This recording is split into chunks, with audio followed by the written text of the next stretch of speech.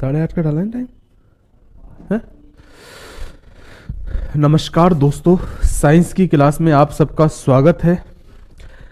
अगर मैं बात करूं दोस्तों तो टॉपिक पे अपन आते हैं, और टॉपिक की बात करूं, आज टाइमिंग थोड़ा 8:30 का कर दिया था, 4-5 मिनट में लेट हूँ, थोड़ा टाइम लग जाता है। तो अगर मैं बात करूं टॉपिक के ऊपर, तो टॉपिक चल रहा था मेरे हिसाब से आपका क्या, एक सेकंड रुक जाओ। हाँ, टॉपिक की बात करूं तो टॉपिक मेरे हिसाब से दर्पण चल रहा था। क्या चल रहा था? दर्पण। और दर्पण के बारे में मैं लास्ट एंड फाइनल आपको बहुत कुछ बातें बता चुका था, और लास्ट एंड फाइनल एक पॉइंट और बताना था मुझे, और वो क्या होता है, वो हाल ही के एग्जामों में आपसे पूछा जा सकता है। अगर पूछ लिया जाए तो याद रखना, और आपने सबने सुना होगा, एक होता है आवर्धन, इसको बोलते हैं मैग्निफिकेशन।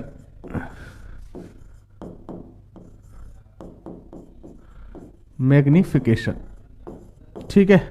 क्या होता है आवर्धन? यानी होता है, अगर मैं बात करूं कि कोई भी प्रतिबिंब है वो बिंब की तुलना में कितने गुना बड़ा है, वो उसका क्या कहलाता है? आवर्धन कहलाता है। ये बात याद रख लेना। मैंने कहा कोई भी प्रतिबिंब बिंब की तुलना में कितने गुना बड़ा है, वो उसका क्या कहलाता है? आवर्धन। लेकिन आप तो मेरी बात को सुनो, काम की बात ये आती है कि आवर्धन को हम लिखते हैं एम से। क्या लिखते हैं? एम। और आवर्धन बराबर क्या होता है? तो आवर्धन बराबर होता है एच डैश अपॉन एच। पहला फॉर्मूला, एग्जाम में फॉर्मूला आ सकता है, ध्यान रखना। यहां एच डैश क्या है, तो मैं बता दूं, यहां एच डैश है प्रतिबिंब की ऊंचाई, प्रतिबिंब की ऊंचाई, ठीक है मेरे दोस्तों। और एच क्या है? तो एच यहां है प्रतिबिंब, मतलब इमेज की हाइट ऑफ इमेज, और यहां बिंब, बिंब मतलब ऑब्जेक्ट, यहां एच का मतलब है बिंब की ऊंचाई। लिखने का तरीका आप कुछ भी लिख सकते हो, कोई दिक्कत नहीं। कोई h2/h1 लिख ले, वो कोई दिक्कत नहीं। मैंने लिख दिया m बराबर h डैश अपॉन h। पहला, इनमें से आवर्धन का फॉर्मूला है, कोई परिभाषा नहीं पूछने वाला एग्जाम में, तो आपको पहला फॉर्मूला याद रखना है। फिजिक्स में यही है, फॉर्मूले से संबंधित कोई बातें आपसे पूछी जा सकती है, फॉर्मूला पूछा जा सकता है, ध्यान रखना, m बराबर h डैश अपॉन h। एक फॉर्मूला और भी होता है दोस्तों आवर्धन निकालने का, वो भी आप याद रखोगे कि m बराबर, अगर मैं कहूं, -v अपॉन u भी होता है। याद रखना, बहुत इंपॉर्टेंट है। मैं लेंस में भी लिखवाऊंगा, ध्यान रखने वाली बात है, लेकिन याद रखना लेंस में या माइनस नहीं आता, केवल m बराबर v अपॉन u आता है। जो दर्पण होता है, तो दर्पण के अंदर आवर्धन निकालने का सूत्र होता है m बराबर -v अपॉन u। v क्या है? सबको पता है, v यहां प्रतिबिंब की दूरी है। किसकी दूरी है? प्रतिबिंब की दूरी, ठीक है। और u की बात करूं तो u आप सबको पता है कि u क्या है यहां पर, तो u यहां पर बिंब या ऑब्जेक्ट की दूरी है। कोई दिक्कत है भाई? नहीं, ध्यान रख लेना। लेकिन अब मैं बात आपको कुछ बताता हूं। पहला क्वेश्चन है एग्जाम का, फर्स्ट और सेकंड, आपको इनके फॉर्मूले पता होना चाहिए। आपसे पूछेगा कि आवर्धन का इनमें से कौन सा सही फॉर्मूला है, सही सूत्र है, या इनमें से क्या सही है, तब याद रखना m बराबर h डैश अपॉन h भी होता है, और m बराबर -v अपॉन u भी होता है। आपने मैथ में भी पढ़ा है, अगर m बराबर ये और m बराबर ये, तो क्या ये दोनों भी बराबर हो सकते हैं? बिल्कुल हो सकते हैं। लिखने को लिखना चाहे ना, तो हम ये भी लिख सकते हैं कि h डैश अपॉन h बराबर -v अपॉन u भी होता है। ये भी आपस में एक संबंध है। क्लियर है? जब इन चार में से 3 चीज दे रखी हो, तो आप एक चीज को भी निकाल सकते हो, लेकिन ऐसा आपसे बहुत कम चांसेस है पूछा जाए। आप एक बार संबंध याद रख लेना, लेकिन आप याद रखो, कोई एग्जाम में फॉर्मूले से संबंधित सवाल आ सकता है, कोई इसी में से पूछ लिया जाए तो याद रखना। समझाने के लिए इसको, सवाल को करने से पहले मैं आपको यहां भी एक बात बता देता हूं। देखो सुनो, अगर प्रतिबिंब वास्तविक है, कैसा है? वास्तविक, और आप सबको पता है कि वास्तविक प्रतिबिंब है, तो m का मान है ना, वो आप हमेशा किस में लोगे? माइनस में लोगे। क्योंकि वास्तविक प्रतिबिंब, अगर मैं बात करूं, तो आप सबको पता है अगर प्रतिबिंब वास्तविक है तो उल्टा है, तीर का निशान क्या बनेगा? उल्टा। और उस स्थिति में m का मान भी यहां क्या आएगा? माइनस में। और अगर प्रतिबिंब आभासी है, आभासी है, अब ये सामान्यतः बात की जाती है भाई, ठीक है ना। तो यहाँ वैसे आपको एक बात पता होनी चाहिए कि जब वास्तविक प्रतिबिंब होता है तो उसमें प्रतिबिंब कभी कभी छोटा भी हो जाता है, लेकिन यहां याद रखने ना वो उल्टा है, इससे m का मान यहां माइनस लेगा और आभासी प्रतिबिंब हमेशा सीधा होता है और ये तो हमेशा वस्तु से बड़ा होता है, तो m का मान उस स्थिति में प्लस लेना है। तो यहां भी सवाल में दे या नहीं दे, अगर आपसे कहे कि प्रतिबिंब वास्तविक है तो m को क्या मान लेना अपने आप माइनस में, और अगर आभासी है तो आप m को मान लेना अपने आप सवाल के अंदर क्या मानोगे प्लस में। जैसे मैं आपको एक सवाल करा देता हूं, समझ लो आप। मैं एक सवाल बोलूं आपसे, अगर कोई कहे एग्जाम के अंदर कि कोई अवतल दर्पण, कोई क्या अवतल दर्पण,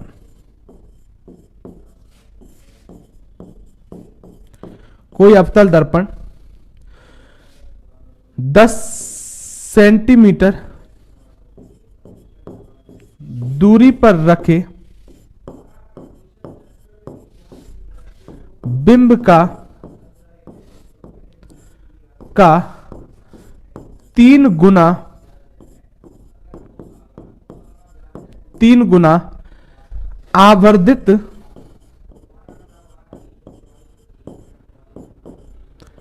आवर्धित प्रतिबिंब बनाता है, आवर्धित वास्तविक प्रतिबिंब बनाता है,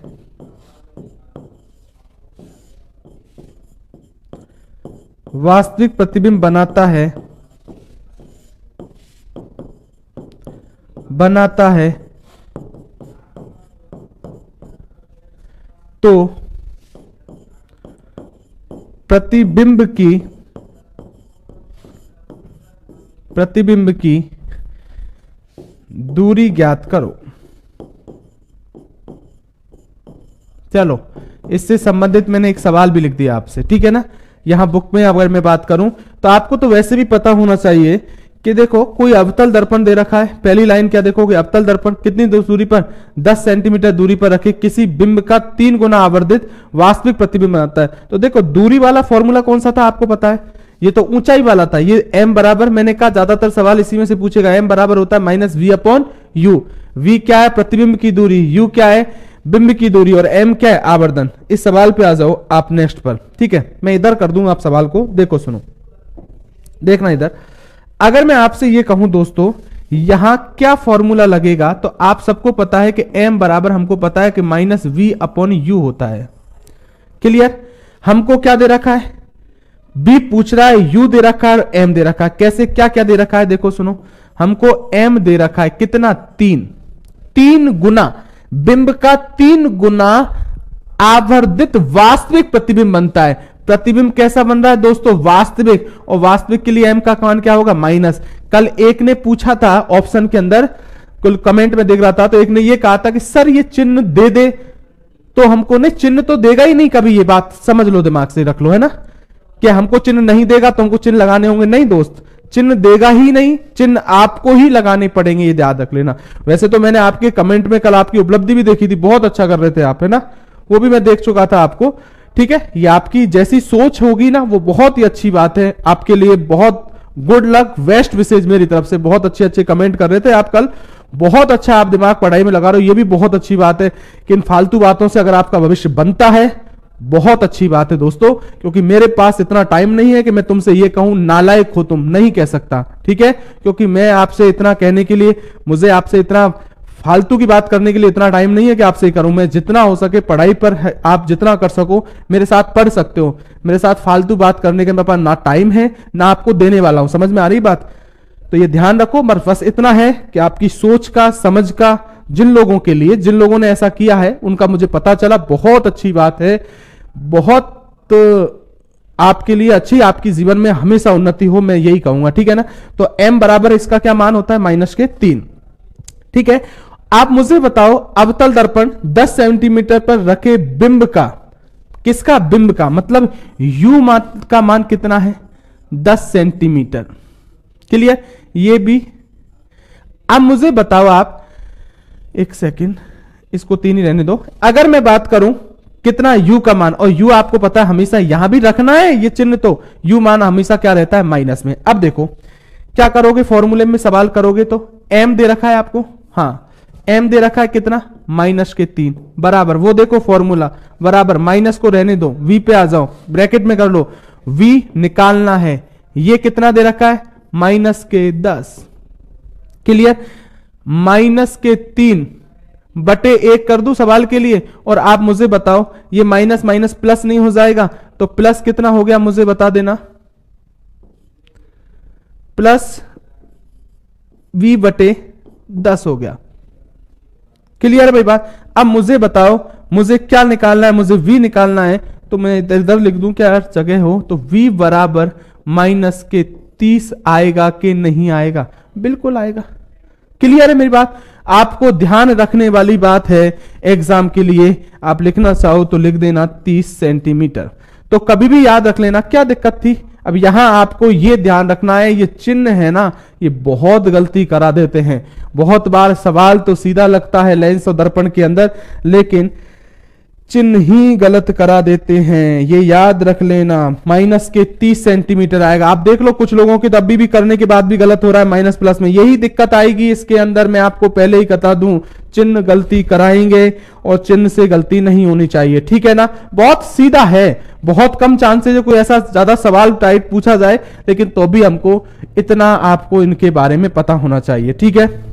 ये मैंने आपको 2 फॉर्मूले बता दिए, फर्स्ट और सेकंड, ये पता होना चाहिए कि प्रतिबिंब की ऊंचाई बटे बिंब की ऊंचाई। देखो सेकंड बात, फिजिक्स में कभी भी परिभाषाएं रटी नहीं जाती है, ठीक है, ये बात हमेशा के लिए याद रख लो।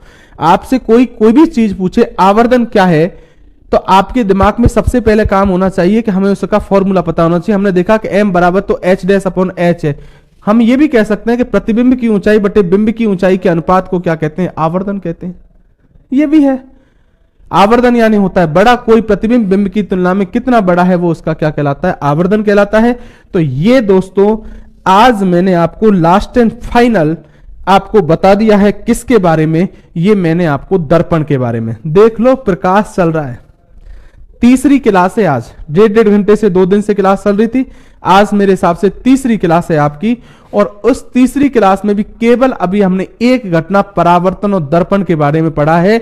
इतने 5 या 6 घंटों के अंदर तो प्रकाश कंप्लीट हो जाता है लोगों का, ये ध्यान रख लो।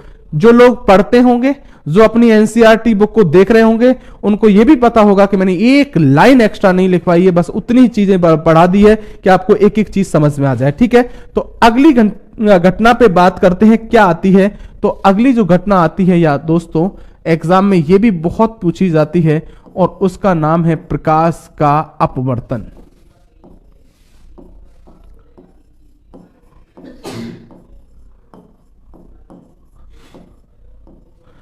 ठीक है, और अपवर्तन की बात करूं तो इसका मतलब होता है रिफ्रैक्शन ऑफ लाइट। ठीक है दोस्तों, बात को समझो। देखो वो रिफ्लेक्शन था, ये रिफ्रैक्शन है, तो रिफ्रैक्शन ऑफ लाइट क्या होता है प्रकाश का अपवर्तन, मैं आपको बताता हूं। देखो आप सबने परिभाषा सुनी होगी कि जब कोई प्रकाश की किरण एक माध्यम से दूसरे माध्यम में प्रवेश करती है, बात को समझना। मैंने कहा कि जब कोई प्रकाश की किरण एक माध्यम से दूसरे माध्यम में प्रवेश करती है और अपने पथ से विचलित हो जाती है, तो इस घटना को क्या कहते हैं मेरे दोस्त, तो इस घटना को प्रकाश का अपवर्तन कहते हैं। बात को समझो, मैंने कहा कि जब कोई प्रकाश की किरण एक माध्यम से दूसरे माध्यम में प्रवेश करे और अपने पथ से क्या हो जाए, विचलित। माध्यम का मतलब क्या है दोस्तों, क्लियर याद रखो। देखो ठीक है, ये कोई प्रकाश की किरण है,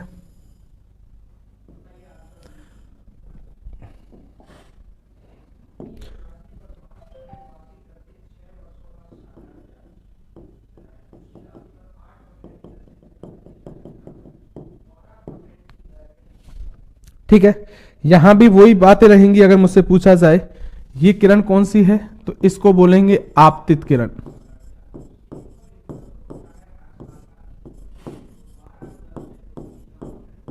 क्लियर।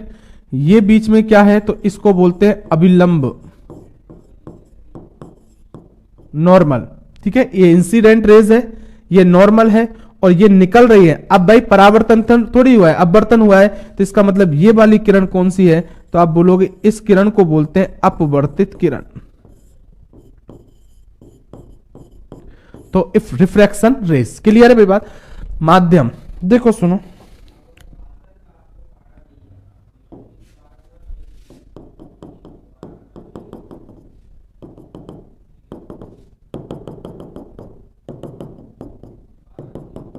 देखो सुनो, इसका मतलब यह है कि माध्यम चेंज हो गया। ये नीचे वाला माध्यम क्या है, जल है, वाटर, और ऊपर वाला एयर है, मतलब वायु है। क्लियर।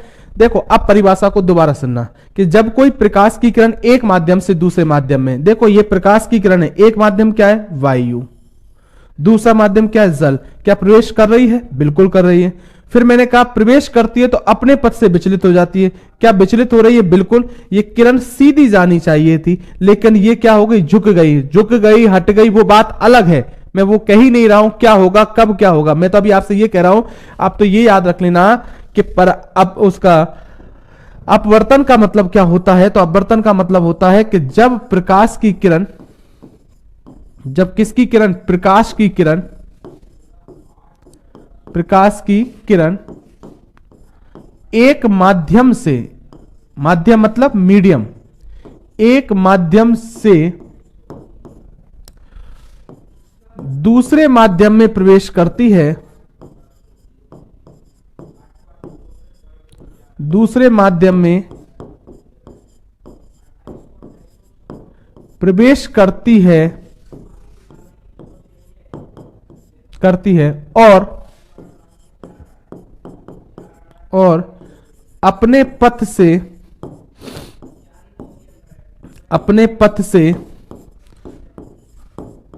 विचलित हो जाती है, विचलित हो जाती है, उसे अपवर्तन कहते हैं,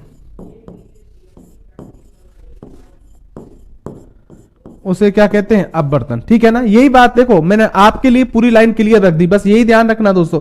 जब मैं ऑफलाइन बैच में भी पढ़ाता हूं तब भी हर लाइन को इस तरीके से क्लियर करवा देता हूं, हर लाइन को ऐसे टुकड़ों में नहीं लिखवाता मैं कि एक एक पॉइंट लिखवा दिया, उससे फायदा नहीं होता। उसका ये होता है कि आपको अब तो समझ में आ जाता है प्रेजेंट टाइम के अंदर कि ये हो रहा था, लेकिन आप बाद में नोट्स उठाते हो तो आपको ये पता है, लाइन आपके पास रहेगी तो आप पूरी तरीके से गौर करो, हर लाइन को लिखाया जाता है। इसलिए काम की बात यही है कि यहां भी मैं आपको हर लाइन आपके लिए लिखवा रहा हूं जिससे आपको बात पूरी समझ में आए। मैंने क्या कहा कि जब प्रकाश की किरण एक माध्यम से दूसरे माध्यम में प्रवेश करती है और अपने पथ से क्या हो जाती है, विचलित हो जाती है, तो इसे प्रकाश का क्या कहते हैं, अपवर्तन कहते हैं। ठीक है, ये तो होता है अपवर्तन। अब आ जाओ दोस्तों एग्जाम की बात। क्या ये एग्जाम में परिभाषाएं पूछने वाली बात है? नहीं भाई, नहीं पूछेगा। मैं भी कह रहा हूं पहला बात कि अपवर्तन की घटना के अंदर पहली घटना क्या होती है, क्या कारण है अपवर्तन का, मैं लिख दूं अपवर्तन का कारण। अरे मुझे ये बताओ दोस्तों, ऐसा हो ही क्यों रहा था, क्या कारण था कि प्रकाश की किरण सीधी नहीं निकली? इसका कारण है प्रकाश के वेग में परिवर्तन। अरे किस में परिवर्तन, वेग में।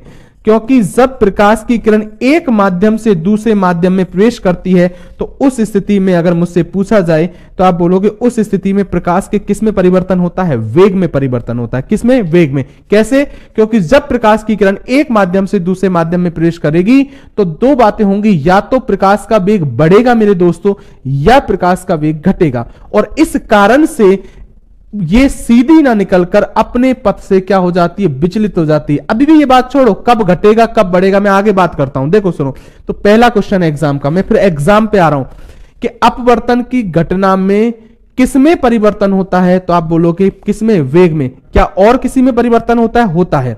जिन लोगों ने पढ़ाई को बहुत सीरियस रूप से एक एक लाइन को फिजिक्स में पढ़ा होगा मेरे साथ, तो मैंने ये भी कहा था वेग में परिवर्तन होगा, तो इस बात को दिमाग में रख लेना कि तरंग दैर्घ्य में परिवर्तन होगा। किसमें होगा, तरंग दैर्घ्य, वेवलेंथ। जिन्होंने, अगर मैं बात करूं, एक और बता दूं, यहां भी तीव्रता में परिवर्तन होता है। किसमें होता है, तीव्रता। क्योंकि यहां अब कुछ प्रकाश की किरण का पूरी अपवर्तित नहीं होती, कुछ अवशोषण भी होता है इस स्थिति में, और आंशिक अपवर्तन भी होता है इस कारण से। तो कभी भी एग्जाम का पहला क्वेश्चन बोल रहा हूं, मेरी बात को गौर करके सुन लेना, फिर मैं बोल रहा हूं, याद रखोगे, जैसे बोल रहा हूं वैसे ही पूछेगा एग्जाम के अंदर। अब तुम गलती करके आते हो ना, या तुम्हारे पास, तुम वैसे इंटेलिजेंट बहुत हो, मुझे आपको पता भी चल गया कल से, तो उस स्थिति में आप ऐसा कर सकते हो। तो याद रख लेना कि अपवर्तन की घटना के कारण किस किस में, प्रकाश के वेग में, तरंग दैर्घ्य में और तीव्रता में, तीनों में परिवर्तन होता है। किसमें? तीनों में। एग्जाम का क्वेश्चन यही बनेगा, और नहीं हो तो एसएससी और रेलवे के कुछ पुराने पेपर उठा के देख लेना, ये क्वेश्चन बहुत बार पूछा गया है कि अपवर्तन की घटना में किस में परिवर्तन होता है या नहीं होता। तो किस किस में होता है? वेग में, तरंग दैर्घ्य में और तीव्रता में। लेकिन आप पूछोगे किस में परिवर्तन नहीं होता है, तो मैं नोट डाल के यहीं लिख दूं, अपवर्तन में, अपवर्तन में आवृत्ति, आवृत्ति मतलब होता है फ्रीक्वेंसी, आवृत्ति में परिवर्तन नहीं होता है, क्योंकि अंदर प्रवेश भी एक ही किरण, जाती भी एक है, निकलती भी एक है, इसलिए याद रखना आवृत्ति में परिवर्तन नहीं होता है। इससे ज्यादा मैं क्लियर करके लाइन को नहीं लिख सकता। देखो फिजिक्स का फायदा पहला, लाइनें थोड़ी रटनी है, इतना मैंने बोर्ड भरा है, कोई आपको लाइन नहीं रटनी थी, आपको थोड़ा सा इसको समझना था। लेकिन एग्जाम की दृष्टि से आपको केवल एक बात याद रखनी थी कि अपवर्तन के अंदर वेग, तरंग दैर्घ्य और तीव्रता में तो परिवर्तन होता है, लेकिन आवृत्ति में परिवर्तन नहीं होता है। ठीक है ना? तो किस किस में? वेग में, तरंग दैर्घ्य, तीव्रता में होता है। ठीक है ना? अब मेरी बात को सुनो। अभी मेरे दोस्त, मैंने आपसे यह कह दिया कि वेग में परिवर्तन होता है। किसमें होता है? वेग में। तो आपने कहा कि, आप बोलोगे सर आपने तो कहा था कि प्रकाश का वेग माध्यम से दूसरे माध्यम में जाएगा तो बढ़ेगा या घटेगा, कब बढ़ेगा कब घटेगा ये कैसे पता चलेगा? तो देखो एक बात मैंने आपको पहले भी कही थी कि प्रकाश है, इस प्रकाश का सर्वाधिक वेग, सर्वाधिक वेग, शुरू में टॉपिक चालू किया था तो मैंने कहा था किसमें होता है, तो आप बोलोगे सर्वाधिक वेग होता है निर्वात में। किसमें होता है? निर्वात में। कितना होता है निर्वात में? तो यह भी कहा था मैंने 3 × 10⁸ मीटर प्रति सेकंड। क्लियर है मेरी बात दोस्तों? याद रखना ना, एग्जाम में बहुत पूछेगा कि प्रकाश का सर्वाधिक वेग किसमें होता है, निर्वात में। कितना मान होता है? 3 × 10⁸ मीटर प्रति सेकंड। निर्वात बता चुका था, वैक्यूम, जहां कण नहीं हो, ध्यान रखना वो निर्वात है। अगली बात, क्रम क्या होता है? प्रकाश का क्रम, वेग का अगर पूछा जाए तो मैंने कहा सर्वाधिक किसमें होता है? निर्वात में। उससे कम क्रम किसमें होता है? वायु के अंदर प्रकाश का वेग। उससे कम किसमें होता है? जल के अंदर होता है। और सबसे कम पूछे अगर मैं बात करूं, जल क्या, द्रव लिख दो, ठीक है, वो गैस भी लिख सकते हो। और सबसे कम अगर मैं बात करूं तो ठोस के अंदर होता है। एक सेकेंड, ठोस के अंदर होता है। ठीक है, तो क्रम पता चल गया आपको? ठीक है ना? तो आप इधर देख लो, आप ये बात आपको मैं क्लियर रूप से बता दूं कि जहां प्रकाश का वेग, दो माध्यमों की तुलना करो। कितने माध्यमों की? दो। कैसे? ये दो माध्यम है कि नहीं है? ये वायु और जल, दो माध्यम है। तो अपवर्तन में दो माध्यमों की तुलना करोगे ही करोगे, क्योंकि दो माध्यम तो यूज आएंगे ही। तो जहां प्रकाश का वेग, दो माध्यमों की तुलना करने पर प्रकाश का वेग अधिक होगा, क्या होगा? अधिक। वो माध्यम क्या होगा? वो होगा सघन। क्लियर? अगर मैं बात करूं, और जहां प्रकाश का वेग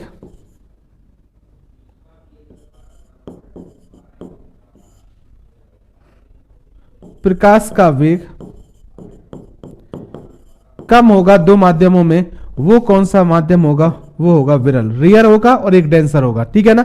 ये ध्यान रखना, एक रियर माध्यम होगा और एक कैसा होगा? डेंसर। तो क्लियर रूप से याद रख लेना, जहां प्रकाश का वेग अधिक होता है वो क्या सा माध्यम होता है? सघन। और जहां प्रकाश का वेग कम होता है वो क्या होता है? विरल। इधर आ जाओ, क्रम देख लो एक बार। सर्वाधिक निर्वात, उससे कम वायु, उससे कम द्रव, उससे कम ठोस। देखो इधर आ जाओ, ये दो माध्यम है कि नहीं? वायु और जल। मुझे बताओ इन दोनों माध्यमों में किसमें प्रकाश का वेग अधिक है? वायु के अंदर। उससे कम किसमें? जल में। तो प्रकाश का अगर वायु में अधिक है वेग, तो इसका मतलब वायु कैसा माध्यम हो गया यहां पर? विरल। अरे कैसा हो गया? विरल। और जल कैसा माध्यम हो गया? तो सघन। अरे क्लियर, समझ में आया कि नहीं आया? मेरी बात को समझना। ये दो माध्यम है कि नहीं? दोनों माध्यमों में आपको पता है कि प्रकाश का वेग सर्वाधिक निर्वात में होता है, उससे कम वायु में होता है, उससे कम द्रव में होता है, उससे कम द्रव गैस में, सॉरी ठोस में होता है। तो बताओ इन दोनों में से किसमें वेग अधिक होगा? वायु में। मैंने कहा दो माध्यमों की तुलना करने पर जिसमें प्रकाश का वेग अधिक होता है मेरे दोस्तों, जिसमें प्रकाश का वेग अधिक होता है वो माध्यम क्या होगा? विरल। और जिसमें प्रकाश का वेग कम होता है वो माध्यम क्या होता है? सघन। क्लियर? अब मेरी बात को इधर आ जाओ। क्लियर? तो मैंने यही तो कहा कि जिसमें प्रकाश का वेग अधिक होता है वो सघन, और जिसमें प्रकाश का वेग कम होता है वो विरल। क्लियर है भाई बात? तो अभी आपको दो तीन क्वेश्चन मिल गए। एक, प्रकाश का सर्वाधिक वेग पूछे तो निर्वात में, मान पूछेगा तो 3 × 10⁸ मीटर प्रति सेकंड फिक्स है। क्रम पूछे घटता हुआ तो ये पता होना चाहिए। जिसमें प्रकाश का वेग अधिक वो सघन, और जिसमें प्रकाश का वेग कम वो क्या होता है? विरल। अब मैं दो लाइनें आपको पॉइंट टू पॉइंट आपको दो लाइनें बोल रहा हूं, ठीक है? अब मैं ये कह रहा हूं कि जब प्रकाश की किरण, अभी मैंने अपवर्तन की घटना बोली तो मैंने एक बात बोली थी केवल कि एक माध्यम से दूसरे माध्यम में प्रवेश करे तो अपने पथ से विचलित हो जाए तो उसे अपवर्तन कहते हैं, ठीक है? लेकिन अब मैं ये कह रहा हूं जैसे इसमें ये प्रकाश की किरण थी, जो देखो अपवर्तित किरण है, ये इस अविलंब की ओर झुक गई है और कभी दूर हटेगी। तो कब झुकेगी कब दूर हटेगी ये डिपेंड करती है इस बात पर। सुनो, कब? जब प्रकाश की किरण,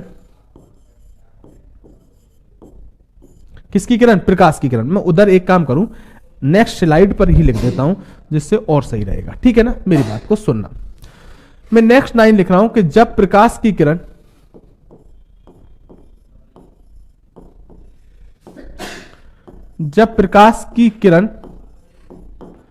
हर बात को लिखवा दूंगा, थोड़ा जल्दी मत करना, आप बात को समझना। जब प्रकाश की किरण विरल माध्यम से, विरल मतलब रियर मीडियम, विरल माध्यम से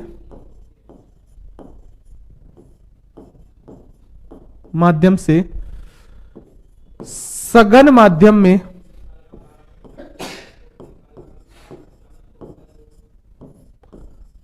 माध्यम में प्रवेश करती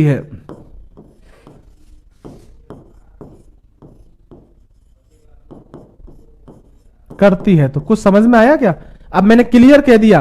पहले तो मैं कह रहा था कि एक माध्यम से दूसरे माध्यम में, अब मैं ये भी बता रहा हूं कि वो प्रकाश की किरण विरल से सघन माध्यम में प्रवेश करती है, तो ये फिक्स है हमेशा। प्रकाश की किरण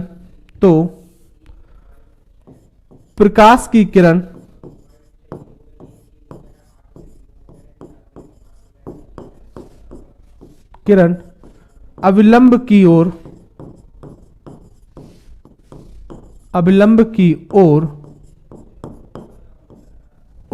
झुक जाती है।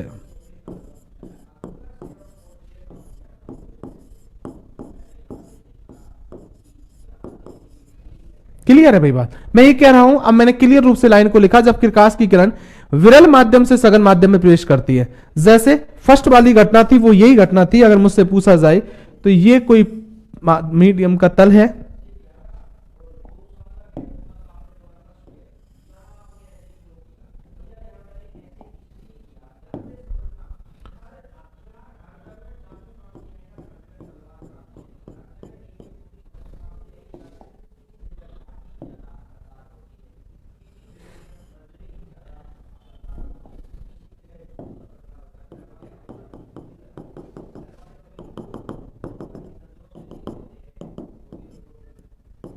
ठीक है? मैंने पहले ही कह दिया कि अगर मुझसे पूछा जाए, आप पूछोगे तो ये वाला कौन सा माध्यम होता है, तो मैं कहूं कि ये वाला माध्यम होता है वायु, और ये क्या होता है? जल। अगर ये वायु जल है तो इसका मतलब ये वाला माध्यम कैसा हो गया? विरल, क्योंकि इन दोनों में से इसमें प्रकाश का वेग अधिक है और इसमें प्रकाश का वेग सघन है। इस स्थिति में तो क्या हुआ? ये डायग्राम बनेगा। इस डायग्राम की अगर मैं बात करूं तो इसका मतलब क्या हो गया, मैं आपको क्लियर रूप से बता दूं। इस डायग्राम का मतलब ये देख लो आप, ये स्थिति बनी, ये कोण आई है और ये समझ लो ये कोण बना, ये क्या बना? आर। तो इस स्थिति में मैं ये कह सकता हूं कि कोण आई बड़ा होगा। एक काम करो, मुझे एक और डायग्राम बनाना होगा, तो मैं यहां लिख दूं क्या? इस स्थिति में तो क्या होगा कि कोण आई कोण आई बड़ा होगा कोण किससे, आर से। क्या बात सही है क्या? बिल्कुल सही है। ठीक है, एग्जाम पे आ जाओ। क्या पूछेगा एग्जाम में, मेरी बात को थोड़ा गौर करके सुनो। क्वेश्चन आपसे ऐसे डायग्राम थोड़ी बनवाएगा, आपसे ये पूछेगा कि जब प्रकाश की किरण एक माध्यम से दूसरे माध्यम में प्रवेश करती है उस स्थिति में होता है प्रकाश अविलंब की ओर झुक जाती है, दूर हट जाती है, सीधी निकल जाती है, या अगर मैं बात करूं तो आप क्या बोलोगे, अविलंब की ओर झुक जाती है। लेकिन कब? जब विरल से सघन। दूसरा तरीका, एग्जाम में ऐसा भी कह सकता है दोस्तों, कंफ्यूज मत होना। कभी कभी क्या होता है, रट तो बहुत लेते हैं चीज को रटे हुए कोई भी उल्टा करता है, वो देखता है कि ये बात सबको पता है, अब थोड़ा सा ऐसे ट्विस्ट कर देता है उसमें कि जब प्रकाश की किरण विरल से सघन माध्यम में प्रवेश करती है तो उस स्थिति में होता है कोण आई बराबर कोण आर के, कोण आर बड़ा होगा कोण आई के, कोण आई बड़ा होगा कोण आर के, तो उस स्थिति में कोण आई बड़ा होगा कोण किससे, आर के। ये आपतन कोण है और यहां ये अपवर्तन कोण है। क्लियर है मेरी बात? चीजें छोटी होती हैं, बहुत बार ऐसे लगेंगे सीधी, मेरे एग्जाम में तुम कैसा कैसा दिमाग लगाते हो ये मुझे भी पता है ना, ये ध्यान रखो इस बात को। अगली बात सुनो नेक्स्ट। लेकिन अगर मैं ये कहूं दोस्तों कि जब प्रकाश की किरण, अब उल्टा बोल दूं, जब प्रकाश की किरण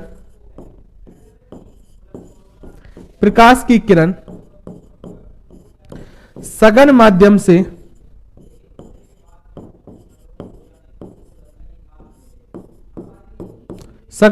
से विरल माध्यम में प्रवेश करती है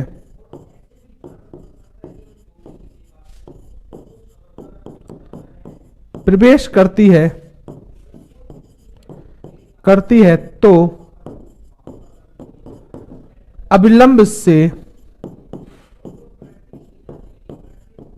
अविलंब से दूर हट जाती है।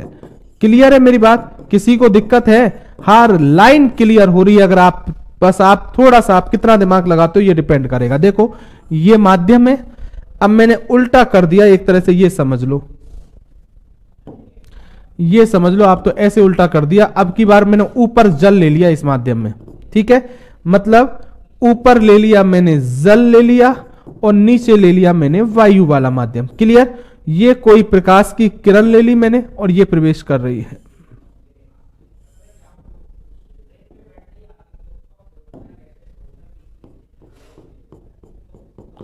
ठीक है, मैंने क्लियर कर दिया आपको। ये यहां भी कोण क्या होगा, आई होगा, और ये कोण क्या होगा, आर। सबको दिख रहा है? अगर ये ऐसा हो रहा है तो यहां जल वाला माध्यम उल्टा हो गया, ये सघन हो गया, और नीचे वाला माध्यम कैसा हो गया, विरल हो गया। और इस स्थिति में क्या होगा, जब प्रकाश की किरण सघन से विरल में प्रवेश करेगी तो मैंने कहा अवलंब से दूर हट जाती, तो आपको क्लियर रूप से पता चल रहा है इस स्थिति में कोण आर बड़ा होगा कोण आई से। बताओ किसी को दिक्कत है या इससे?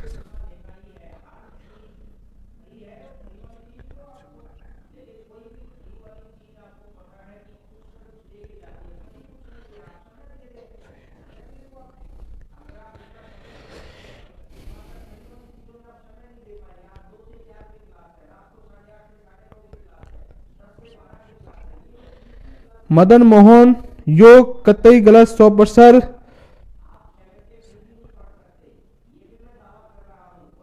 सर डाटा को सही पढ़ाओ, टेक्निकल टीम प्लीज बताना। हाँ क्या, मुझे बताओ क्या हुआ? मदन मोहन योग आई, रुको रुको रुको, क्या लिखा है मैंने? हाँ हाँ हाँ, मुझे बताना क्या हुआ। कोण आई बड़ा होगा कोण आर से, तो पहली स्थिति में तो यही, हाँ पहली स्थिति में यही तो होगा कि कोण आई बड़ा होगा कोण आर से जब विरल से सघन में प्रवेश करेगी। हाँ क्या जो कमेंट में, एक सेकंड रुक जाओ, एक सेकंड।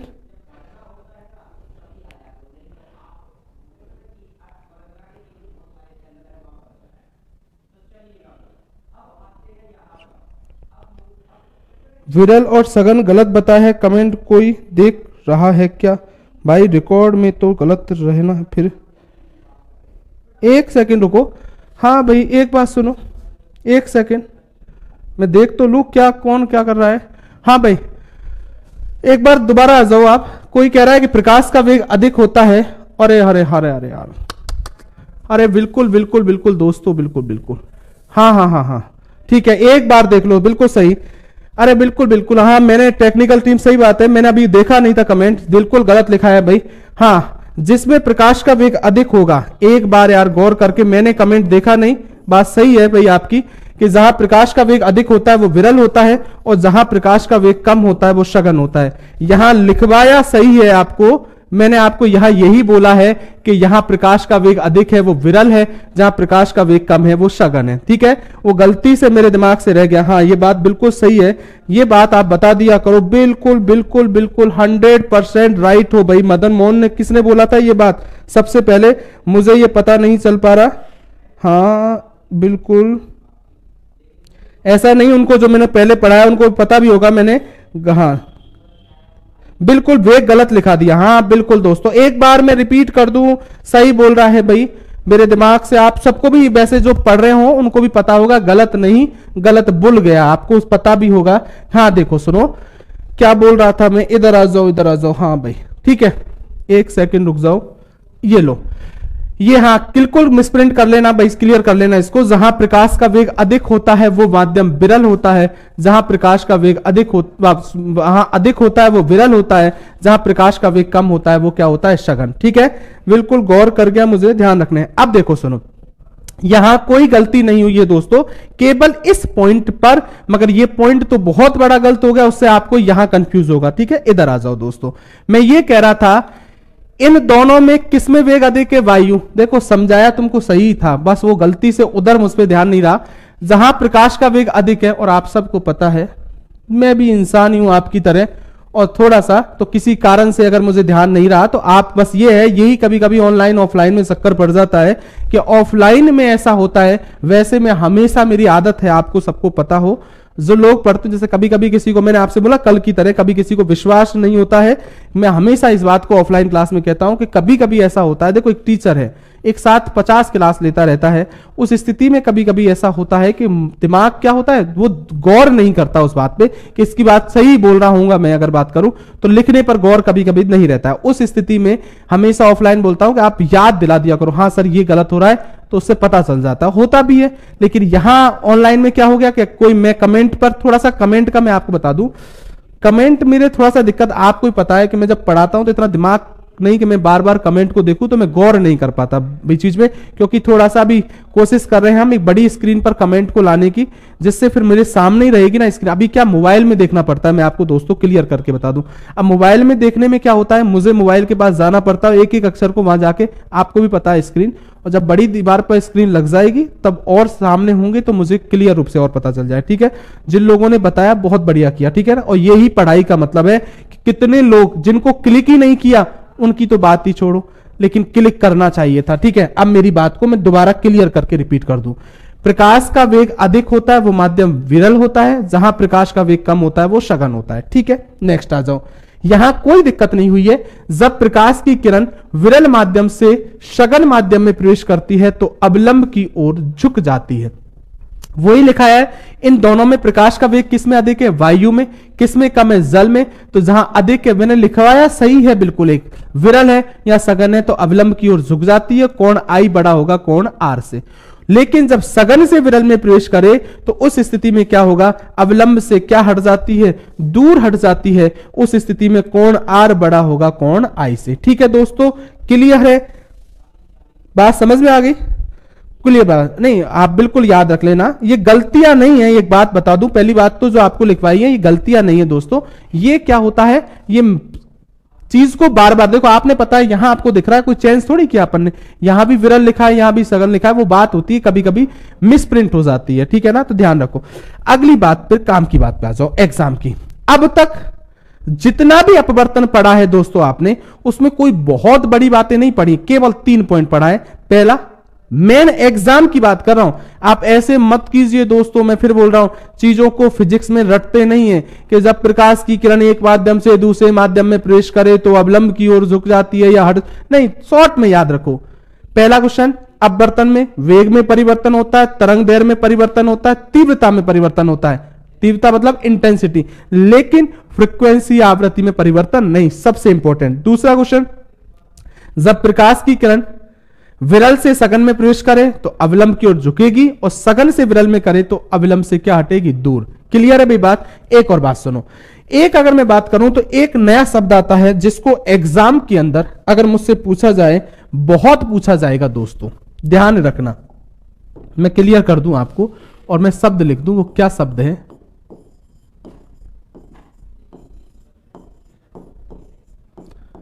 अपवर्तनान, refraction index.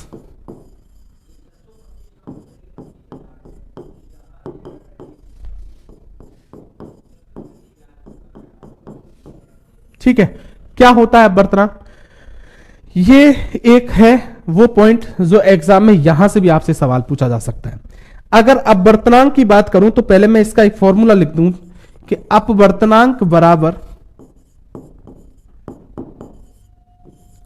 अपवर्तनांक बराबर होता है निर्वात में प्रकाश का वेग, निर्वात में प्रकाश का वेग वटे माध्यम में प्रकाश का वेग।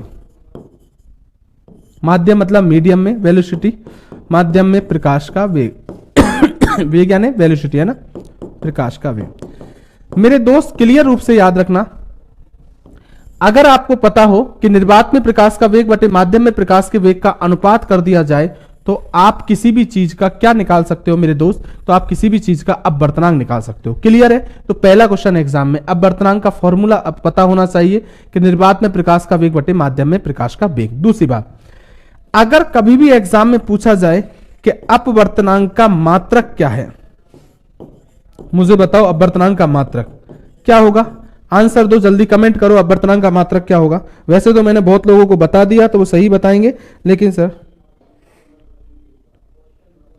देखो टेक्निकल, ये देखो साइड की पीडीएफ डालने का, वो करने का सब टेक्निकल टीम का काम है। मैंने उनसे कर दिया है, वो करते हैं, मैं केवल पढ़ा के चला जाता हूं दोस्तों, ठीक है ना। तो मैंने उनसे आपके चीज को, मैं आपकी चीज को वहां तक पहुंचा देता हूं, वो अपने आप डाल देंगे। थोड़ा सा टेक्निकल टीम में से जो मेन बंदे हैं वो अभी थोड़ा सा आए नहीं है, तो वो आते ही आपकी पीडीएफ भी भेज देंगे, ठीक है। चलो आ जाओ, जल्दी बताओ मुझे। सोनू मीना ने लिखा मीटर प्रति सेकेंड, कन्हैया लाल ने लिखा कोई मात्रक नहीं होता, कोई नहीं।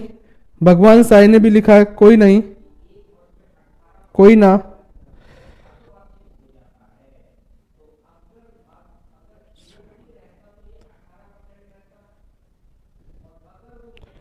हाँ भाई और कमेंट करो जल्दी।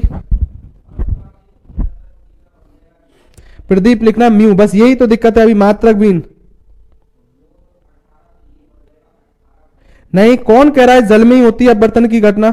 ये किसने कहा है भाई? वो लिख रहे हैं जो अपने आप पता चल जाए, मैं अपवर्तनांक बताने वाला हूं किस किस में। कोई नहीं, ठीक है। ज्यादातर लोगों का सही है, लेकिन कुछ लोगों का वही बात है कि जिन लोगों को थोड़ा सा रट रट के पढ़ा है ना, उन लोगों को ध्यान नहीं होता, ठीक है ना। अपवर्तनांक की अगर मैं बात करूं तो देखो मात्रक के बारे में एक बात सुनो, यहां भी वेग है, इधर देख लो ये भी वेग है और ये भी वेग है, तो आप मात्रक होगा कैसे? वेग से वेग क्या हो जाएगा? कैंसिल। इसलिए याद रख लेना अपवर्तनांक का कोई भी मात्रक नहीं होता है, ठीक है ना। अपवर्तनांक मात्रक नो मतलब होता ही नहीं है। एग्जाम का एक क्वेश्चन बन जाएगा कभी, इनमें से कौन सी राशि है जिसका कोई मात्रक नहीं होता, वो अपवर्तनांक। बहुत इंपॉर्टेंट पॉइंट है अपवर्तनांक दोस्तों, आप इसको हल्के में मत लेना, एग्जाम में इसमें से सबसे अच्छा क्वेश्चन आता है, ध्यान रख लेना। अब मेरी बात को याद रख लेना। तो मुझे एक बात बताओ, पहला तरीका मैं इसमें आपको बताऊं कि मैंने कहा अपवर्तनांक बराबर होता है निर्वात में प्रकाश का वेग बटे माध्यम में प्रकाश का वेग। अब आपको पता है कि निर्वात में प्रकाश का वेग कितना होता है, ये हमेशा फिक्स है, 3 × 10⁸ मीटर प्रति सेकेंड। क्लियर? अब देखो वैसे हमारा तरीका क्या है, 3 में से कोई 2 राशि पता हो तो हम एक राशि को निकाल सकते हैं, बिल्कुल निकाल सकते हैं। लेकिन 3 में से हमको एक राशि पता है, क्लियर रूप से होगी। अब तो हमको इन 2 में से कोई एक, ये तो दे या नहीं दे कोई दिक्कत नहीं, हमको ये तो कंफर्म है। अब इन 2 में से एक चीज पता चलता है, मतलब इस फॉर्मूले का उपयोग 2 कामों में कर सकते हो, एक अपवर्तनांक निकालने में भी कर सकते हो और एक उपयोग कर सकते हो प्रकाश का वेग ज्ञात करने में, ठीक है ना। तो याद रख लेना, जैसे अगर मैं बात करूं एग्जाम में कोई सवाल पूछ लिया जाए आपसे कि आपसे वो ये कह दे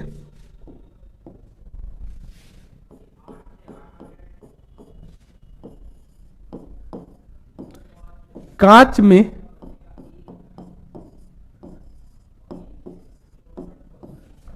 प्रकाश का वेग 1.5 × 10⁸ मीटर प्रति सेकंड है। एग्जाम का आया हुआ सवाल है, पता नहीं किसमें आया, मुझे याद नहीं है। कांच में प्रकाश का वेग 1.5 × 10⁸ मीटर प्रति सेकंड है, तो कांच का अपवर्तनांक ज्ञात करो। ठीक है, कांच का अपवर्तनांक ज्ञात करो। अरे क्लियर है मेरे दोस्त, ये बात आपको क्लियर रूप से पता होनी चाहिए। मैंने कहा कांच में प्रकाश का वेग 1.5 इंटू 10 की पावर 8 मीटर प्रति सेकंड है, तो कांच का क्या ज्ञात करो? अपवर्तनांक। बात को समझना।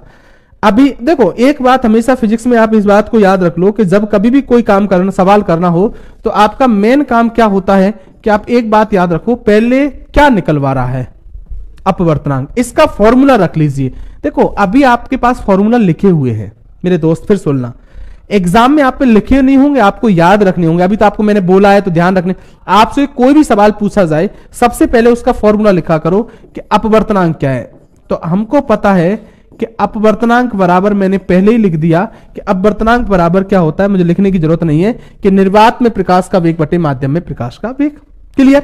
फिर देखो क्या क्या है, ये फिक्स है, तो हमको तो माध्यम में प्रकाश का वेग चाहिए था, तो हम अपवर्तनांक निकाल सकते हैं। क्या दे रखा है? बिल्कुल माध्यम में प्रकाश का वेग दे रखा है। माध्यम क्या है? यहां पर कांच दे रखा है, तो अपवर्तनांक बराबर क्या लिखोगे? निर्वात में प्रकाश का वेग फिक्स है 3 इंटू 10 की पावर 8 बटे कांच का कितना है? 1.5 इंटू 10 की पावर 8 मीटर प्रति सेकंड। अगर इसको हल करने बैठोगे तो मेरे दोस्त क्लियर रूप से बताओ कितना आएगा? 2 आएगा। और आपको पता है कि अपवर्तनांक का कोई मात्रक होता नहीं है। उल्टा भी हो जाता, अगर आपको यह कहता कांच का अपवर्तनांक 2 है, कितना है? 2, तो बताओ इसका वेग कितना आ जाएगा? तो आ जाता। क्लियर है भाई बात? तो आपका 1.5 आ जाता। तो आपको पता है कि इस फॉर्मूले से 2 काम। तो ये भी एग्जाम में इस तरीके का कोई सवाल आ जाए, कोई सवाल ऐसे नहीं ले रहा हूं, सवाल भी ऐसे ले रहा हूं जो एनसीईआरटी बुक, और मैं ये भी कह दूं तुमसे, एनसीईआरटी बुक के कॉपी सवाल ही आएंगे ज्यादातर एग्जाम में। मेरी बात याद रखना इस बार के पेपर को देख के, और जब आपको पता चलेगा पेपर दोगे। बस ये भी मत सोचना, देखो एक बात बता, फिजिक्स में इतना ज्यादा भी ज्ञान मत लगाना कि एग्जाम में जाके सवाल ही नहीं कर पाओ। एक सीमा होती है पढ़ने का, कोई दिक्कत नहीं। प्रकाश टॉपिक 11th क्लास की बुक में पढ़ने के लिए तो आपको क्या दिक्कत आ रही? सब कुछ पढ़ सकते हो आप तो, जो पढ़ना चाहो, लेकिन ये भी कोई कायदा नहीं होता है दोस्तों। एग्जाम का सबसे बड़ा, और मेरा नहीं, आप किसी से बड़े आप इंसान से सबसे अच्छा, अगर मैं बात करूं किसी आदमी को, देखो 2 आदमी जीवन में, 2 तरह के आदमी सलाह दे सकते हैं। या तो उसका जिसने बहुत एक्सपीरियंस हो, ठीक है ना, एक बात ध्यान रख लेना, व्यक्ति कोई भी सलाह दे सकता है आपको, ठीक है ना, लेकिन सलाह उनसे माननी चाहिए जिसको एक्सपीरियंस हो। ठीक है, तो आप किसी ऐसे बंदे से देखो जो बहुत बार एग्जाम में रह चुका हो, नहीं हो रहा है, लेकिन उसका सिलेक्शन नहीं हो रहा है, इसका मतलब ये नहीं है उसको कमजोर मत समझना दोस्त। ठीक है, वो उस दिन तक कमजोर है जब तक उसका सिलेक्शन नहीं हो रहा है। उसका भी तो सिलेक्शन हो सकता है, तो वो उस दिन वो इंटेलिजेंट में काउंट ही हो जाएगा। ठीक है, या नहीं हो रहा तो इसका मतलब नहीं है, ये कोई परिभाषा नहीं होती है, तो हमारे मन का एक भ्रांति होती है। ऐसे तो बहुत, अगर मैं बात करूं, मुझसे अगर पूछा जाए तो बहुत से लोग ऐसे होंगे जो खुद जीवन में कुछ नहीं, लेकिन जो लोगों को बना दिया होगा उन लोगों ने। तो ये ऐसा थोड़ी होता है, पढ़ाई एक अलग चीज है, विषय है। ये तो हम क्या है, तुलना करना, फालतू बातें करना, इनमें वेस्ट कर देते हैं। या आप ऐसे स्टूडेंट से बात कीजिए जिसका सिलेक्शन हो, तो हमेशा एक बात कहेगा कि मुझे मैटर पता था कि मुझे क्या पढ़ना था, क्या नहीं पढ़ना था। ठीक है, हमें यह पता होना चाहिए, हम ज्यादा से ज्यादा पढ़ें साइंस को, बिल्कुल सही बात है, पढ़ना है हमको, ज्यादा से ज्यादा कॉन्सेप्ट करें, बिल्कुल करनी है। लेकिन हम क्या वो काम तो नहीं कर रहे कि जिसको ज्यादा पढ़ने की बजाय एक ही चीज में लगे ही जा रहे हैं और वो आने वाला कोई मतलब ही नहीं निकलेगा। ये एक सीमा है। मैं आपको बहुत ज्यादा पढ़ा रहा हूं, ये बात समझ लो, इससे ज्यादा आपसे सवाल होगा भी नहीं, ये गारंटी है। चाहे कितना भी कैसा भी सवाल रेलवे के अंदर आए, एग्जाम के बाद सवाल पहुंचना भी चाहिए। ठीक है, बिल्कुल। मैं आपको क्यों पढ़ाऊंगा आउट ऑफ, जब मुझे पता है कि हाल ही के जितने भी हैं वो एनसीईआरटी के आए हुए सवाल है। ठीक है, और एनसीईआरटी क्या आरबीएससी में कुछ अलग है? नहीं। आप ये आपकी भ्रांतियों को निकालो। ये बुक अच्छी है, वो बुक, बहुत बार पूछते सर बुक कौन सी अच्छी है? बुक सब अच्छी है। क्या खराब बुक खराब होती है? क्या खराब होंगी? अपवर्तन पढ़ाओगे बुक में तो अपवर्तन क्या बोल देगा, बुक दूसरी परिभाषा बोल देगी क्या? अपवर्तन रहेगा। क्या अंतर होगा बुक में? 2 लाइनें ज्यादा या 2 लाइनें कम, बस बात खत्म। बुक अच्छी बुरी थोड़ी होती है, अच्छे बुरा पढ़ने वाला होता है। पढ़ने वाला कुछ भी कहीं से भी आके पढ़ लेगा, नहीं पढ़ने वाला, इस बार बुक खराब थी, अब इस बार पेपर बिक गया, अगली बार कुछ हो गया, अगली बार टीचर खराब था। मैंने क्यों बोला कि आप किसी के भरोसे रहोगे तो मरोगे। अगर जिंदा रहना है, अस्तित्व में रहना है, तो खुद को रहना है, किसी के भरोसे नहीं रहना है। अब की बात टीचर की प्रॉब्लम, अरे टीचर वीचर नहीं, 2 साल तुम्हारे बर्बाद हुए, टीचर के बर्बाद नहीं हुए। कि इस बार इस टीचर ने अरे खराब पढ़ा दिया, क्या हो गया, तुम क्या कर रहे थे, ये बताओ। सबको हलवा चाहिए कि हलवा, फिर तो सभी पास हो जाते अगर टीचरों के भरोसे सिलेक्शन होने वाला था। ठीक है, मैं आपसे फिर बोल रहा हूं, मेरी आदत नहीं है मैंने जो पढ़ा दिया, क्यों, मैं तो जो नहीं पढ़ाया कुछ अच्छा तुमको, तुम तो तुम्हारा क्या कर रहे हो, तुम बोलो तुम्हारा क्या कर रहे हो। सब सुविधाएं हैं तुम्हारे पास, क्या सुविधा नहीं है तुम्हारे पास। और नहीं है तो जिनके पास सुविधा नहीं होती उनका ही सिलेक्शन होता है। रोने से जिंदगी कटती नहीं है, रोते रहो जिंदगी भर। आपको जिंदगी को जीना है, मस्ती से जीना है। रो धो के जिंदगी सब जीते हैं। ठीक है, एक व्यक्ति कचरे में पड़े होकर भी जिंदगी जीता है और एक व्यक्ति आलीशान में भी जीता है। ठीक है ना, इंसान बदलना नहीं चाहिए लेकिन जीने का तरीका बदलना जरूरी है। ठीक है, इंसान अच्छा होना चाहिए, सम्मान आपको उस कचरे वाले व्यक्ति का भी करना चाहिए, वो भी इंसान है। लेकिन क्या तुम कचरे में पड़ा रहना चाहते हो? नहीं। तुम किसी को क्या उठाओगे जब तुम खुद ही नहीं उठे हो? क्या ज्ञान देते हो किसी को? तो इसलिए इसका एक ही तरीका है कि हमारे पास 2 साल एनटीपीसी के लिए तैयारी कर रहे हैं, तो हम उन 2 सालों में ये किसी के ऊपर ब्लेम करने की कोशिश नहीं करें कि अब की बार हमारा इस वजह से सिलेक्शन रुक गया किसी भी एग्जाम में। दोस्तों, मैं फिर बोल रहा हूं दोस्तों, तुम और तुम्हारा सिलेक्शन, तुम टीचर के भरोसे, तुम्हारा बगल वाला स्टूडेंट तुम्हारा सिलेक्शन कराता है, एक रूम पार्टनर सिलेक्शन करा सकता है, उसका नहीं होगा मगर तुम्हारा करा जाएगा। उसके पास ऐसा ज्ञान है, जरूरी नहीं है उसकी मैथ अच्छी है, उससे मैथ पढ़ सकते हो तुम, तुम्हारी अच्छी नहीं थी, उसकी जी की अच्छी है, उसकी साइंस अच्छी है, कुछ भी सब्जेक्ट अच्छा हो सकता है, लेकिन तुम्हारे पास ज्ञान तो हो पढ़ने का। ठीक है, इंसान जब तक विनम्र नहीं बनेगा ना, जब तक इंसान को ग्रहण करने की प्रवृत्ति नहीं आएगी, हमको तो उल्टे सीधे कमेंट करने की प्रवृत्ति है ना। हम तो हमारे चीज को दिखाना चाहते हैं कि हम कितने इंटेलिजेंट। आदमी भी अपने आप को दिखाता नहीं है कि मैं इंटेलिजेंट हूं, वो इसका एक विनम्र तरीके से आप बात को कर जाएगा, करेगा भाई। और स्टूडेंट का मतलब क्या होता है, किसी व्यक्ति की नौकरी लगती है वो सोचता है कि दुनिया को आग लगा दूंगा, फिर आग नहीं लगाता है वो। अभी तुम्हारे मन में यही रहती है अरे बस अब दुनिया में नौकरी लग गई तुम्हारा सब कुछ हो गया, नहीं भाई, फिर आप और विनम्र होगे। क्योंकि व्यक्ति के पास पैसा आता है, मान बढ़ता है, तो व्यक्ति और विनम्र होगा, जो विनम्र होगा वही आगे टिकेगा। जीवन का कोई सक्सेस नहीं है कि अगर नौकरी लग गई तो तुमने सब कुछ पाठ पढ़ लिया, नहीं होता है। जीवन तो जीवन है, जीवन तो ऐसे ही इतना आसान होता तो सब कुछ काट लेते, लेकिन ये एंजॉयमेंट है। सुख भी एंजॉय देता है तो दुख भी देता है, अगर दुख नहीं होता तो सुख का मजा कैसे आता कि सुख भी होता है कोई। तो ऐसी चीजें हैं, थोड़ा सा अपने आप को जज्बाती, अगर मुझसे पूछा जाए, खुद पर बिलीव करो, मत रहो किसी के ऊपर। बुक पढ़ो 1 2 3 4, ये मत देखो इसने 4 चीजें कम पढ़ा दी, इसने 4 चीजें कम पढ़ा दी, तुम सब कुछ पढ़ के तैयार रहो। तुम सबसे ज्यादा इंटेलिजेंट बन सकते हो और होगा। उसी एग्जाम को तुम दोगे और भी लड़के देंगे, उन लोगों का सिलेक्शन हो जाएगा, कुछ लोग रह जाएंगे जो मेहनत कर। लेकिन तुम जब एग्जाम रूम में से बाहर निकलो ना, एग्जाम हॉल में से, तब सिलेक्शन हो या नहीं हो, तो मेरी तो एक ही रहती है हमेशा कि बाहर निकलते समय ये कहो कि भाई मैं इस एग्जाम के लिए जो भी कर सकता था ना मैंने किया, अब सिलेक्शन हो या नहीं हो तुमको अपने आप हो जाएगा। और जो जीवन में ऐसे होते हैं ना बंदे, मैं फिर बोल रहा हूं, मुझसे स्टाम्प पे लिखा लेना, जो जीवन में मेहनत करते ना उनका जीवन में कुछ ना कुछ अच्छा होगा ही होगा, कोई नहीं रोक सकता जो जीवन में मेहनती होते हैं। ठीक है, तो अपने ऊपर विश्वास कीजिए। तो मैं यही कह रहा हूं, अगर इस तरीके का कोई सवाल आ जाए तो आपको पता होना चाहिए। तो मैंने अभी एक बात बोली थी कि ये टॉपिक आपके लिए इंपॉर्टेंट भी है। पहला एक सवाल आ सकता है, ठीक है, एग्जाम का छोटा सवाल रहता है, क्योंकि ज्यादातर एग्जाम में वो सवाल ज्यादा आने के चांसेस रहते हैं जो थोड़े छोटे होते हैं, टाइम कम लगे। ठीक है ना, साइंस के अंदर, क्योंकि उसको एक काम करना है, उसको सवाल करने के लिए उस पर मैथ पढ़ा है, वो मैथ में से सवाल करवा लेगा आप कितने इंटेलिजेंट हो। साइंस में वो इतना नहीं करना चाहता, कोई बड़े बड़े सवाल नहीं करवाने चाहता। वो तो क्या कर रहा है कि थोड़ा क्या होता है वो भी पता है कि बहुत 70% लड़के ऐसे हैं जो साइंस को रट के जाएंगे, तो वो सवाल में पूछ लेगा ना, तो सवाल से क्या होता है कि सवाल को व्यक्ति रट नहीं सकता, तो वो अपने आप उससे आउट हो जाएगा सिलेक्शन से, तो वो काम इसलिए वो कर देता है। अब मैं ये कह रहा हूं एक इंपॉर्टेंट बात जो एग्जाम में सबसे ज्यादा इंपॉर्टेंट रहती है, एक मैं कह रहा हूं अपवर्तनांक का क्रम।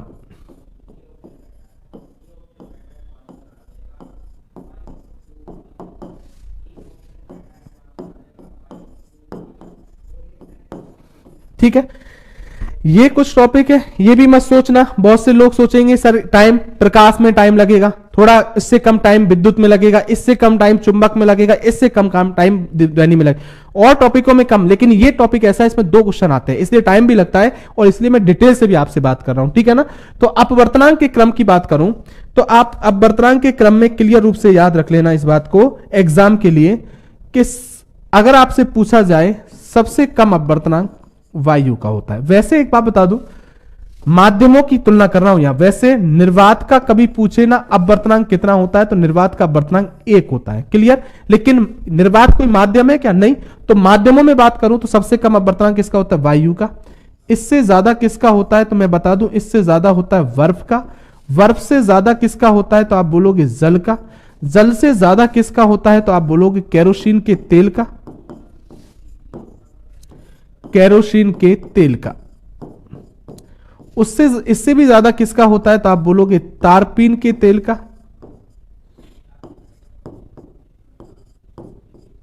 जानते होगे आप। तारपीन के तेल से अगर मैं बात ज्यादा करूं तो उससे ज्यादा किसका होता है? तो कांच का होता है। और आप सबको पता होगा कि कभी भी पूछा जाए कि सर्वाधिक अपवर्तनांक किसका होता है, तो आप बोलोगे हीरे का होता है। किसका होता है? हीरे का। पहली बात, यह आपको पूरा क्रम याद होना चाहिए 101%। वैसे आपको मैं आपको सुविधा के लिए बता सकता हूं कि आपको इतना तो याद ही रखना, वायु, जल, ठीक है, तेल और कांच और हीरा। 2 तेल याद नहीं रहे, हीरा याद रह जाएगा, वायु याद रह जाएगा। लेकिन अब जब इतना ही याद कर लिया तो बचा क्या? कुछ नहीं बचा। इसलिए मैं यही कह रहा हूं कि पूरा आप याद ही रख लेना इस बात को एनसीईआरटी के हिसाब से। वायु का अपवर्तनांक सबसे कम, उससे ज्यादा बर्फ का, उससे ज्यादा जल का, उससे ज्यादा केरोसिन के तेल का, उससे ज्यादा तारपीन के तेल का, उससे ज्यादा कांच का, उससे ज्यादा हीरे का।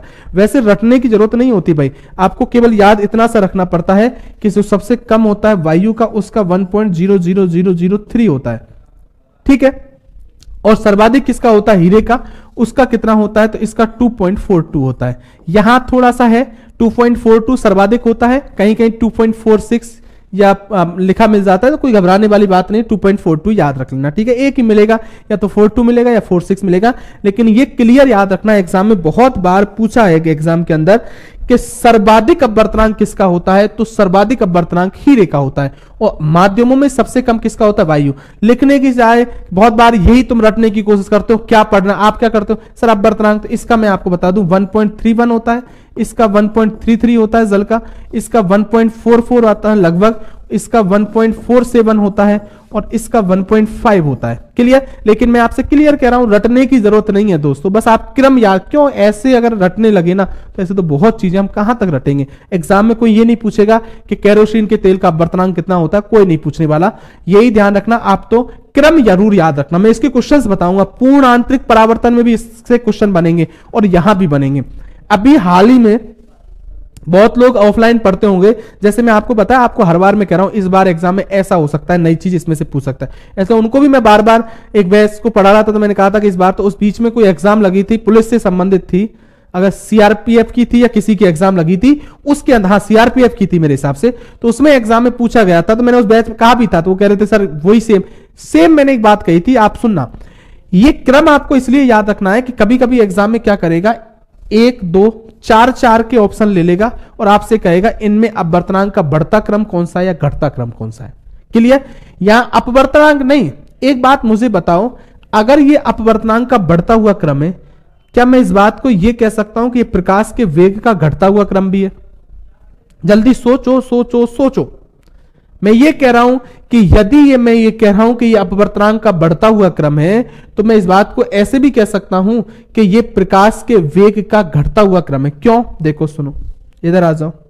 अभी देखो, साइंस के अंदर पहला काम, ऐसी बात जरूर सोचनी है कि अगर तुमसे कभी एग्जाम में, तुमको तो पता ही नहीं होता, मैं बोलता ही नहीं, और ये 4 लिख देता, मैंने अभी बोर्ड को छुपा भी लिया इसलिए, और आप 4 दे देता ऑप्शन में, वायु, जल, कांच, हीरा, और आपसे बोलता प्रकाश के वेग का क्रम बताओ, तो पहले देखो यार, इस सर ने तो बताया ही नहीं था प्रकाश के वेग का क्रम इसमें से, तो आप क्या करते? वैसे मैंने आपको निर्वात वगैरह वैसे बता दिया था, लेकिन आप वैसे भी सोच के देखो, मैंने अपवर्तनांक का क्रम बताया, तो पहले ये देखो अपवर्तनांक से कोई संबंध तो नहीं है। प्रकाश, फिजिक्स का यही तरीका है, एक दूसरे का संबंध ढूंढो। तो हमने देखा अपवर्तनांक होता है निर्वात में प्रकाश का वेग बटे माध्यम में प्रकाश का वेग। देखो ये तो फिक्स है, तो इससे तो कोई तुलना करनी नहीं, ये तो घटेगा भी नहीं बढ़ेगा नहीं, फिक्स मान है। अब इन दोनों की तुलना करो आपस में। इसका मतलब आपको पता हो, पहले दिन की क्लास में मैंने बता दिया, ये एक दूसरे के उल्टे लिखे हुए हैं, यहां एंटी प्रोपोर्शनल टू है।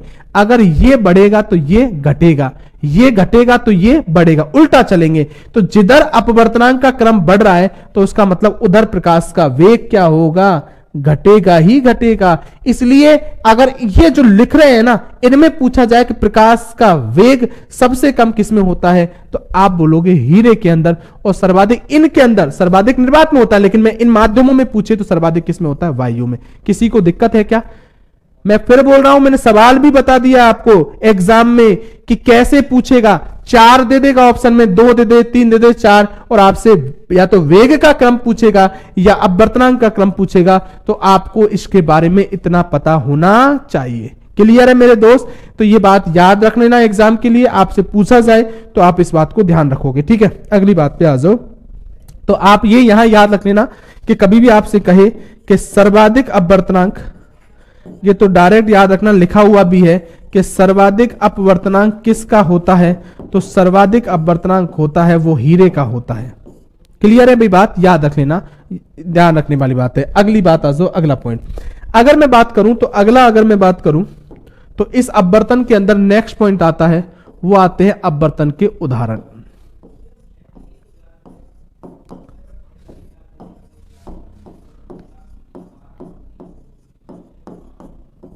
अपवर्तन के उदाहरण, ठीक है। एग्जाम्पल ऑफ रिफ्रैक्शन, क्या होते हैं क्या नहीं होते। अगर मुझसे पूछा जाए दोस्तों, ये वही घिसे पिटे क्वेश्चन हैं जो पहले रेलवे में बहुत आते थे, अब सबको पता है। क्या आपको पता है इनके बारे में? मैं ज्यादा कांच में डूबी पेंसिल का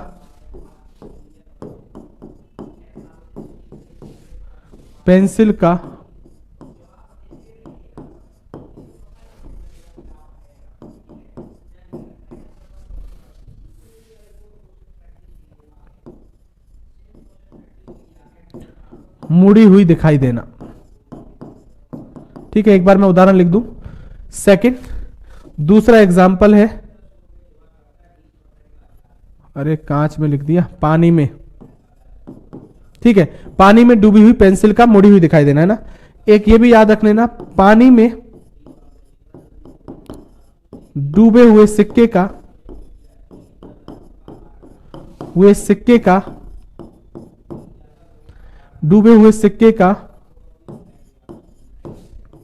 पानी में डूबे हुए सिक्के का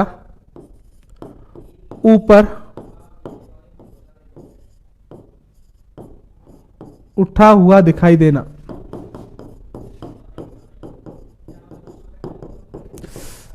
ऊपर उठा हुआ क्या दिखाई देना। तीसरा, अगर मुझसे पूछा जाए तो एक बात याद रखना, रात्रि में तारों का टिमटिमाते हुए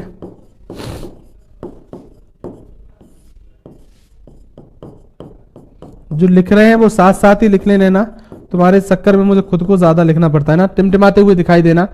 और चौथा पॉइंट, आधी गलती इसीलिए होती है, बहुत लाइनें लिखनी पड़ती है, इतनी लिखने की जरूरत नहीं पड़ती मुझे।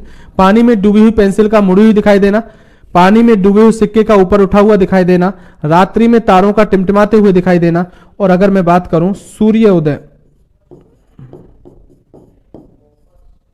व सूर्यास्त के समय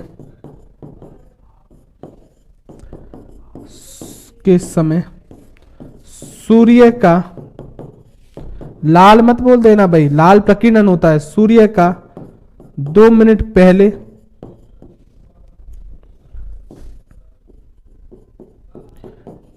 तथा 2 मिनट बाद में दिखाई देना।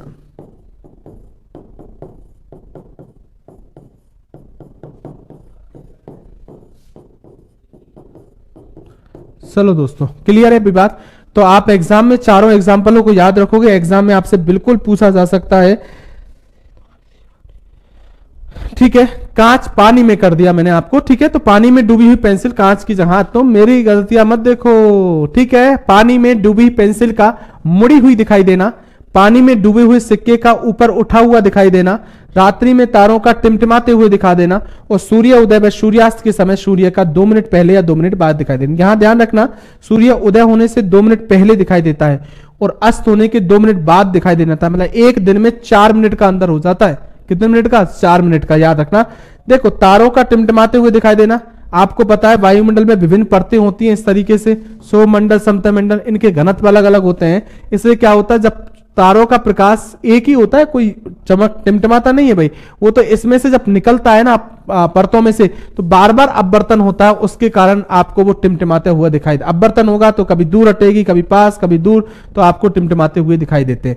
ऐसे ही पानी में कोई सिक्का पड़ा हुआ है तो आपको वास्तविक स्थिति में न दिखाई देकर उभरा हुआ दिखाई देता है। कोई सिक्का है अगर इस पानी के अंदर पड़ा है, तो अगर मुझसे पूछा जाए तो ये उसकी वास्तविक स्थिति ये वाली है, तो वो वास्तविक स्थिति में ना दिखाई देकर थोड़ा सा, अगर मुझसे पूछा जाए तो उभरा हुआ इधर दिखाई देता है। तो अगर मुझसे पूछा जाए कि कोई व्यक्ति को निशाना लग, जैसे कोई मछली है, मछली को पकड़ना है अगर जल के अंदर, अगर मैं बात, एक्सिमो प्रजाति के लोग होते हैं मछली को बर्फ के ऐसे पकड़ने के लिए इस भाले का उपयोग करते हैं, तो उन लोगों को इस बात का पता है, अपवर्तन की घटना का उनका भी ज्ञान है कि वो इसका अगर निशाना लगाना चाहेंगे ना, तो वो जो दिख रही है ना उस जगह पे नहीं लगाएंगे, उसके क्या लगाएंगे, नीचे लगाएंगे। एक बार एग्जाम के अंदर पूछा गया क्वेश्चन है कि एक्सिमो प्रजाति के द्वारा मछली का निशाना लगाने के लिए वो लगाएंगे ऊपर की ओर, नीचे की ओर, उसी स्थिति में जहां दिख रही है तो क्या लगाएंगे, नीचे, क्योंकि वो तो आपको उभरी हुई दिख रही है, इस स्थिति में है तो यहां पर ना, तो क्लियर रूप से आप याद रख लेना।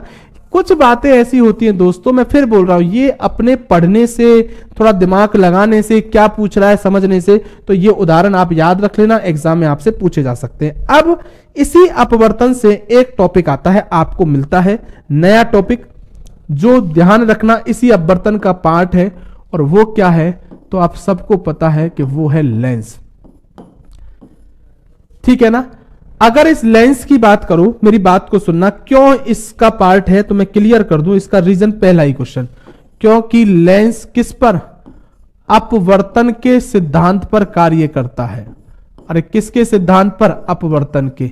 तो कभी भी एग्जाम में पूछा जाए कि लेंस किस सिद्धांत पर कार्य करता है, तो क्या बोलोगे, अपवर्तन।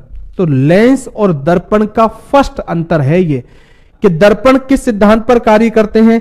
तो अरे यार हाँ, रूल लिखवा दूं आपको, रूल नहीं लिखवाए है ना, हाँ कुछ लोगों ने, हाँ बिल्कुल बिल्कुल आपको रूल लिखवा दूं, एक सेकंड, मेरे हिसाब से आपके रह गए थे, मैंने उदाहरण पहले ले लिए ये, और याद रख लेना आप अपवर्तन के नियम, रूल है ना दोस्त, ये और रख लेना आप याद। मैं इधर ले लूं, बैक ले लूं, आपको फर्स्ट लाइन में यहां रह गई मेरे हिसाब से ये मैंने अपवर्तन बता दिया था आपको, सब घटनाएं बता दी थी अपवर्तन में। अब अपवर्तन के कुछ नियम भी याद रख लेना, 2 नियम है, मैं आपको बता दूं, चलो कोई दिक्कत नहीं। फर्स्ट नियम, एक यहां भी कुछ ऐसी इंपॉर्टेंट बात नहीं, बस एक पॉइंट इंपॉर्टेंट है रूल के अंदर, उसको याद रखना, एग्जाम में आपसे पूछा जा सकता है। पहला रूल की बात करूं तो आप सबको यह पता है कि आपतित किरण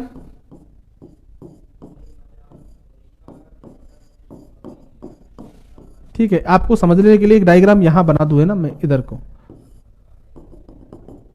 ये कौन आई है,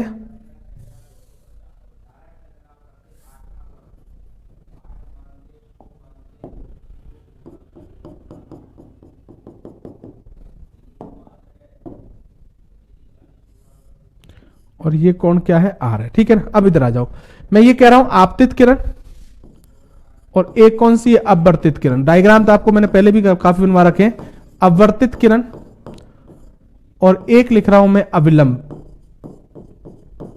अविलंब तीनों, चलो ये याद रख लो, तीनों एक ही तल में होते हैं।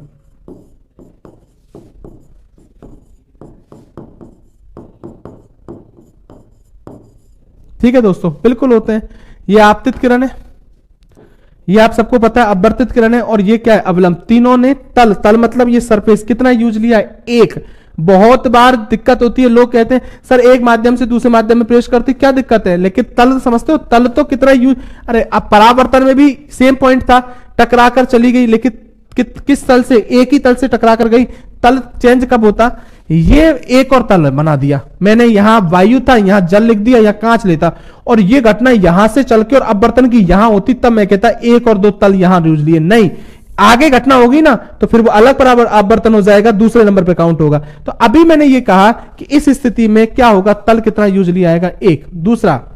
दूसरा यहां एक आता है, क्लियर रूप से याद रखना, एक नियम आता है कि आपतन कोण की ज्या। देखो एक बात समझ लेना, एक शब्द आता है, मैं आप बता दूं, मैं लिख दूं पहले हिंदी में, आपतन कोण की ज्या, ज्या लिखा है ज्या, और इसको लिखते हैं साइन आई से। आपको सबको पता हो मैथ के अंदर जब ज्या शब्द आता है उसके लिए क्या लगाते हैं साइन, और कोज्या आता है तो उसके लिए लगाते हैं कॉस। तो मैं क्या बोल रहा हूं, आपतन कोण की ज्या कितना साइन आई है कि नहीं, ये आपतन कोण है और इसकी ज्या होगी तो क्या होगी साइन आई। और दूसरा यहां अपवर्तन हुआ है तो इसका मतलब अगर अपवर्तन कोण की ज्या कहे तो आप बोलोगे कितनी साइन आर। तो दूसरा नियम यह कह रहा है कि आपतन कोण की ज्या और अपवर्तन कोण की ज्या इनका अनुपात मतलब यह नियम है साइन आई वटे साइन आर, इन दोनों का अनुपात बराबर किसके होता है, कांस्टेंट या नियतांक के होता है। इनका मान, नियतांक का मतलब होता है यहां इनका मान निश्चित होता है। क्या होता है, निश्चित।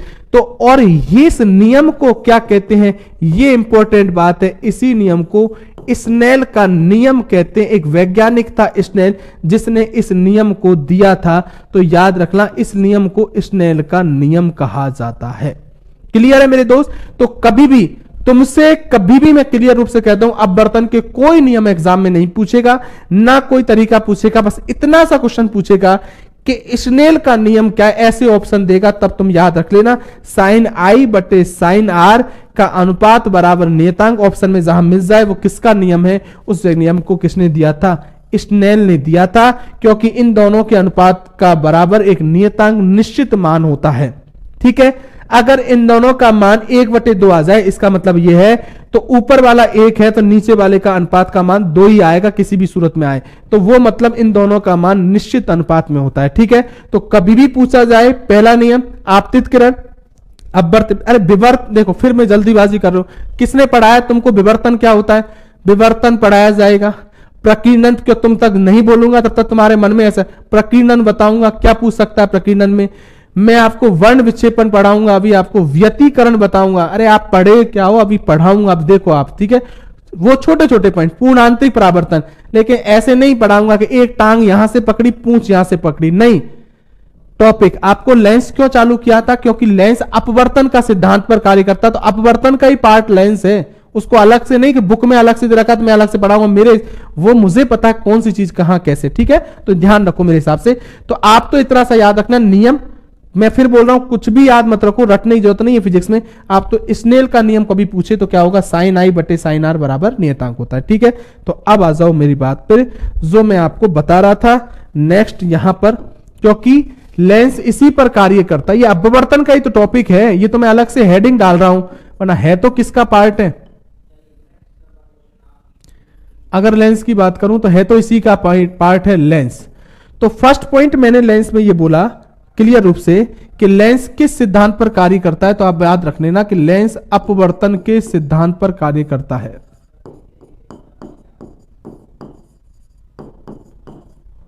अपवर्तन के सिद्धांत पर कार्य करता है। ठीक है, देखो एक बात बता दूं, मैं आपसे पहले भी पता है जिन लोगों को, मेरे पास पढ़ाने के लिए बहुत कुछ है, मैं आपको चाहूं तो इस साइंस को कितने दिन भी पढ़ लो, पर ये थोड़ी अपन को काम की चीजें पढ़नी है, जो एग्जाम में काम से ज्यादा आप जो पढ़ते हो ना, लोग पढ़ा रहे हैं उससे आप 4 गुना ज्यादा चीज पढ़ रहे हो। ठीक है, क्योंकि मेरा तो एक रेलवे ही नहीं है, मैं तो रीट को भी पढ़ा रहा हूं, आरएस को भी पढ़ा रहा हूं, सबको पढ़ा रहा हूं, तो मेरे पास तो आप जितना पढ़ सको उतना, लेकिन आप इतना याद रख लो कि आपका पेपर बहुत अच्छा आएगा, तो इसलिए बहुत सी चीजें आपको वो बताई जा रही है जो उनको भी नहीं पढ़ी जाएंगी, इसलिए आप थोड़ा सा बात को समझने की कोशिश किया करो। अपवर्तन के सिद्धांत पर कार्य करता है, किस पर, अपवर्तन। तो मैं ये कह रहा था आपको अभी क्लास में कि दर्पण और लेंस में एक अंतर तो ये क्लियर पता चल गया। कभी भी आपसे पूछा जाए दर्पण परावर्तन के सिद्धांत पर कार्य करता है, कभी लेंस पूछे किस सिद्धांत पर कार्य करता है, तो लेंस अपवर्तन के सिद्धांत पर कार्य करता है। क्लियर। एक बात बताऊं, इसको लिखने की जरूरत नहीं, आप सबको पता है कि दर्पण के एक साइड में पॉलिश होती है, क्या लेंस के एक साइड में पॉलिश होती है? आप सबको पता है कि लेंस के एक साइड में पॉलिश नहीं होती। दूसरा अंतर, यह हमेशा याद रखो कि दर्पण होता है वो एक गोले से मिलकर बना होता है। आपको चाहे मैंने इस तरीके से अवतल बनाया हो, ठीक है, चाहे मैंने इस तरीके से उत्तल बनाया हो दर्पण, इन दोनों को ये बनाएगा गोला, ये भी बनाएगा गोला। क्लियर। लेकिन ये एक गोले से मिलके बने हैं। क्लियर। जबकि लेंस देखो, उत्तल लेंस ऐसा होता है, अभी मैं बनाऊंगा, और अवतल लेंस ऐसा होता है। ठीक है, आप इसको बढ़ाओ तो ये गोला बना, इसको बढ़ाओ तो ये गोला बना, इसको बढ़ाओ तो ये गोला बना, और इसको बढ़ाओ तो ये गोला बना। इसका मतलब क्लियर है ये बात भी कि लेंस दो गोलों से मिलकर बना होता है, जबकि दर्पण की बात करूं तो यह हमेशा एक गोले से मिलकर बना होता है। क्लियर? अब ये बातें कोई लिखने की थोड़ी होती है एग्जाम के लिए, दिमाग में रखने वाली है कि अपवर्तन के सिद्धांत पर कार्य करता है। ठीक है, अब मैं आपको काम की बात बताता हूं। सबसे पहले मैं आपको एक बात बताता हूं, इस बात को मैं ऊपर लिख दूं, है ना, जिससे मुझे जगह मिल जाएगी थोड़ी सी, अपवर्तन के सिद्धांत पर। हाँ भाई, तो मैं दोस्त ये कह रहा था कि जो लेंस होता है ये दो प्रकार का होता है, आप सबको पता है। एक लेंस होता है उसको बोलते हैं उत्तल लेंस। क्लियर? और इसी का दूसरा नाम बोलूं तो इस उत्तल लेंस का ही दूसरा नाम होता है, इसको बोलते हैं अभिसारी लेंस। ठीक है, और एक लेंस की बात करूं तो एक कौन सा होता है, तो एक लेंस होता है जिसको बोलते हैं अवतल लेंस, और इसकी बात करूं तो इसको क्या बोलते हैं, तो इसको बोलते हैं अपसारी लेंस। किसी को कंफ्यूज तो नहीं हो रहा? इंग्लिश वही रहेंगी लेकिन थोड़ा सा समझ लेना। अरे किसी को दिक्कत तो नहीं हो रही? दिक्कत हो रही है तो क्लियर समझ लेना इस बात को। आज के बाद कभी मत करना इस बात को कि दर्पण का उल्टा लेंस होता है, ऐसे समझो।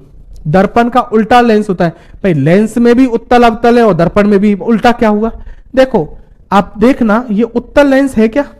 इस उत्तल लेंस को आपको पता होगा कि जब उत्तल दर्पण में था ना, तो इस उत्तल दर्पण को इसको अपसारी बोला था, लेकिन उत्तल लेंस को अभिसारी बोलते हैं, नाम उल्टा हो गया। और अवतल दर्पण था ना, जब उसको अभिसारी बोला था, लेकिन जब अवतल लेंस हुआ तो इसका नाम चेंज हो गया अपसारी। और यहीं से गलती होना चालू होती है। पहली तो नाम कैसे याद रखोगे तुम एग्जाम तक? तुम चारों को याद रखने की पूछोगे, इसको इसको बोलते हैं, तो एग्जाम में वो होगा, वो होगा, ऐसा ही होगा, निश्चित मान लेना। परी का क्या है? दर्पण को याद कर लो, और दर्पण में ऐसे ही सोच लो, जो चीज मैंने अवतल दर्पण में उसका नाम लिखा उसका उल्टा हो जाएगा। आपको ये तो पता है अभिसारी अपसारी, मैं अवतल दर्पण को अभिसारी लिख रहा हूं तो अवतल लेंस को क्या लिखूंगा? अपसारी। और अगर उत्तल दर्पण को मैं अपसारी लिख रहा हूं तो उत्तल लेंस को क्या लिखूंगा? अभिसारी। क्लियर?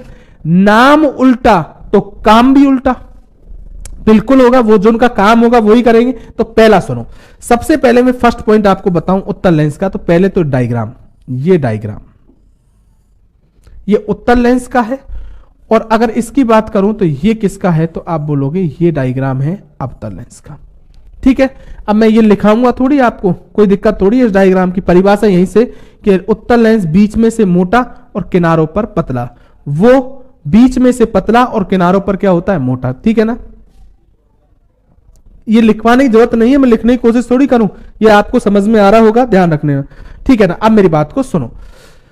सेकंड पॉइंट, अगर उत्तल लेंस की बात करूं एग्जाम में तो नाम क्या है? अभिसारी। मतलब उत्तल लेंस क्या करेगा? प्रकाश की किरणों को केंद्रित करता है।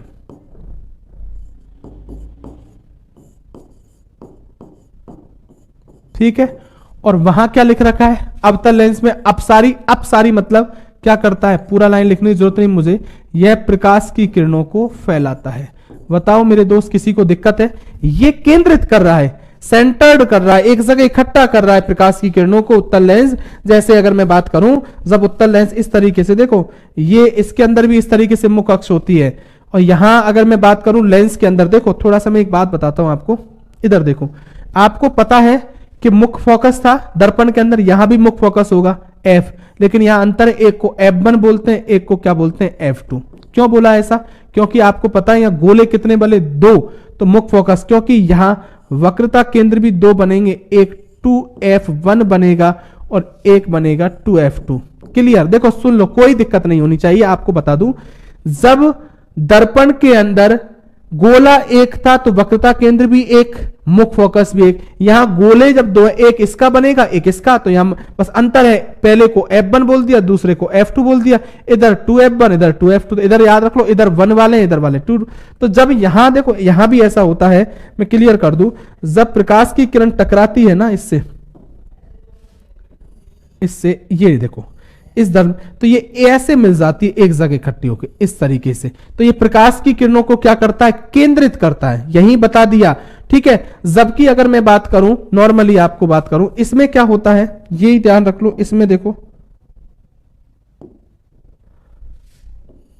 ये मुख्य अक्ष, यहां भी सेम स्थिति होगी, दो गोले हैं तो एक F1 और इधर वाला 2F1। एक बार दोबारा और बता दूंगा मैं आपको, चिंता मत करना, एक इसके साथ समझ लेना।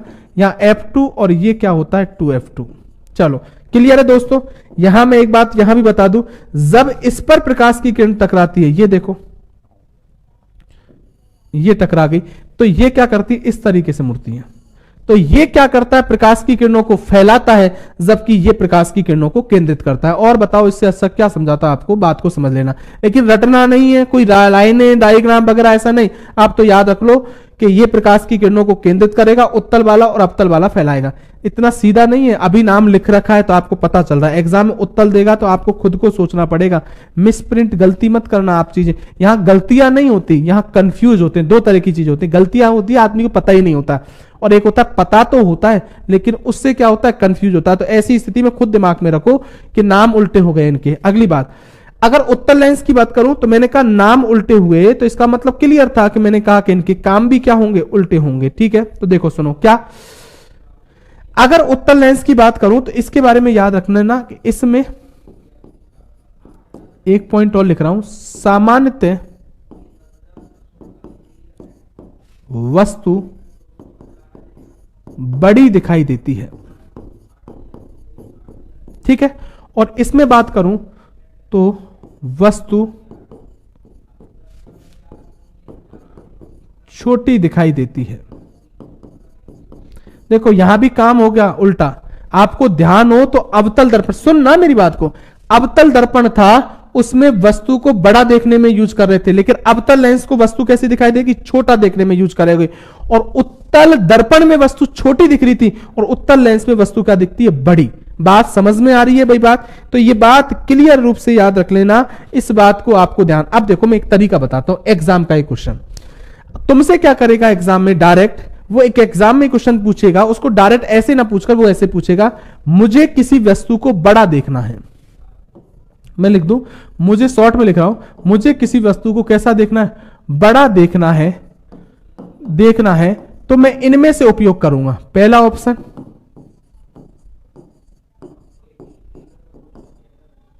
अवतल दर्पण, अवतल लेंस। ठीक है, सेकंड ऑप्शन उत्तल दर्पण, ऐसे दे देगा ऑप्शन में, उत्तल दर्पण, उत्तल लेंस। थर्ड पॉइंट, ठीक है, अवतल हो गया, उत्तल। अगर मैं बात करूं थर्ड पॉइंट, उत्तल दर्पण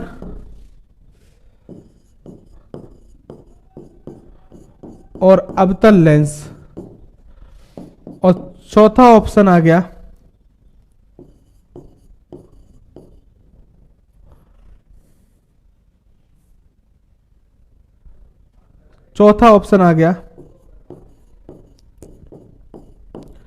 अवतल दर्पण और उत्तल लेंस। मुझे आंसर दो, इन चारों में से क्या आंसर देखना है। मैं सवाल को दोबारा बोल रहा हूं, मुझे वस्तु को बड़ा देखना है तो मैं इनमें से उपयोग करूंगा। फर्स्ट, सेकंड, थर्ड, फोर्थ लिख दिया। आप मुझे ऐसे लिख के दो, क्या आएगा।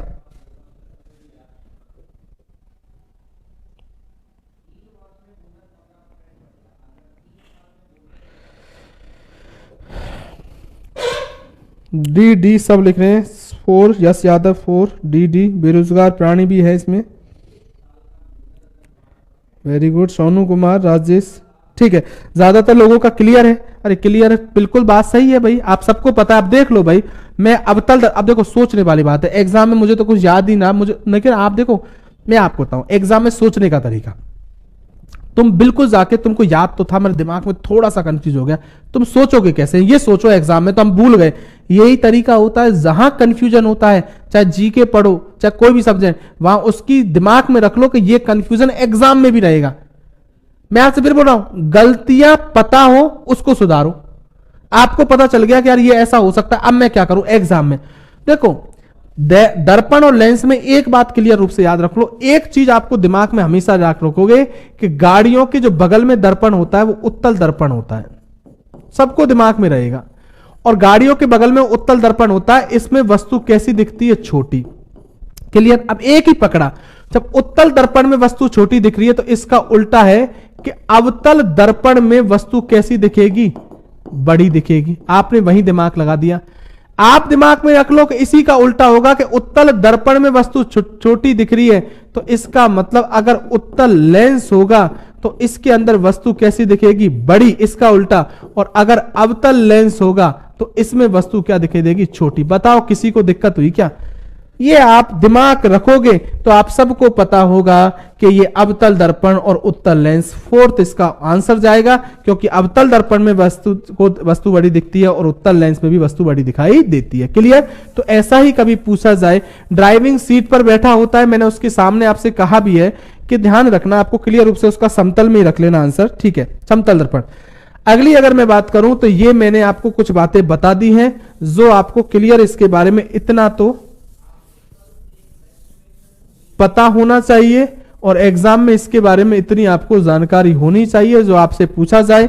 तो ये मैंने आज आपको कम से कम इन चीजों के बारे में, लेंस के बारे में, अपवर्तन के नियम बता दिए, उदाहरण बता दिए आपको, अपवर्तनांक का क्रम बता दिया आपको, ये जितने भी सवाल थे और जो बचे थे वो सब कुछ बता दिए। आप बहुत कम पढ़ पाते हो एक दिन में अगर मुझसे पूछा जाए, मगर आपको एक एक चीज, लेकिन आप ये मत देखिए, आप इस क्लास को इस तरीके से लीजिए कि मैं आपसे फिर बोल रहा हूं, चाहे तुम पढ़े या नहीं पढ़े, लेकिन तुमको इस बात को मानना ही पड़ेगा कि तुम एक बार पढ़ चुके हो और अब हम रिवीजन कर रहे हैं। और रिवीजन की दृष्टि से हर चीज को रटने की बजाय आप ये कोशिश कीजिए कि जल्दी से जल्दी आप इस चीज को, अगर मैं बात करूं, याद करने की कोशिश करो, साथ साथ में इसको याद करते रहो। मैं अपनी तरफ से पूरी कोशिश करा रहा हूं, लेकिन बस इतना है, मुझे कल आपसे बहुत निराशा हुई। जिन लोगों की ये कल जो हरकत थी उनको आप चेंज कीजिए कमेंट में। कमेंट का मतलब नहीं होता है कि आप अपनी मर्जी से कुछ भी लिख दिया करो। मैंने आपसे कहा कोई प्रॉब्लम हो तो मुझसे, आप कोई सवाल संबंधित आपको मैं बता नहीं पा रहा हूं या आपका कमेंट नहीं देख रहा हूं, मुझे नहीं मिलता इतना टाइम, तो मैं आपसे कह रहा हूं आप मुझसे फोन करके पूछ सकते हो, लेकिन व्यवहार में चेंज लाइए। अगर नहीं लाओगे तो अगर मैं कहीं चेंज ला गया तो तुम्हारे लिए दिक्कत होगी, ठीक है? तो ये ध्यान रखो, चीजों को सुधारने की कोशिश कीजिए, क्योंकि मैं जब खुद खुश रहूंगा तो तुमको ज्यादा से ज्यादा अच्छा पढ़ाऊंगा। लेकिन जब मेरा ही, अगर आपके व्यवहार देख के कि आप पढ़ने वाले ही नहीं हो, मुझे पता है इसमें 90% पढ़ने वाले हैं, 2-4% हर जगह रहते हैं, बस उनको फर्क कितना है, वो छुपे हुए हैं अभी, क्योंकि उनको देख नहीं सकते। क्लास में तो ऐसा हो ही नहीं सकता जिस तरीके से था, क्योंकि फालतू को 1 मिनट लगती है उसको बाहर निकालने में। लेकिन चलो, हमारे लिए, मेरे लिए सब स्टूडेंट है, मैं तो सबको चाहता हूं आप सबका भला हो, लेकिन जीवन में थोड़ा सुधार लाइए और कोशिश कीजिए जितना आप पढ़ते जा रहे हो उसको साथ साथ में हम रिवाइज करते जाएं, ठीक है ना? तो आज के लिए बहुत है, धन्यवाद दोस्तों।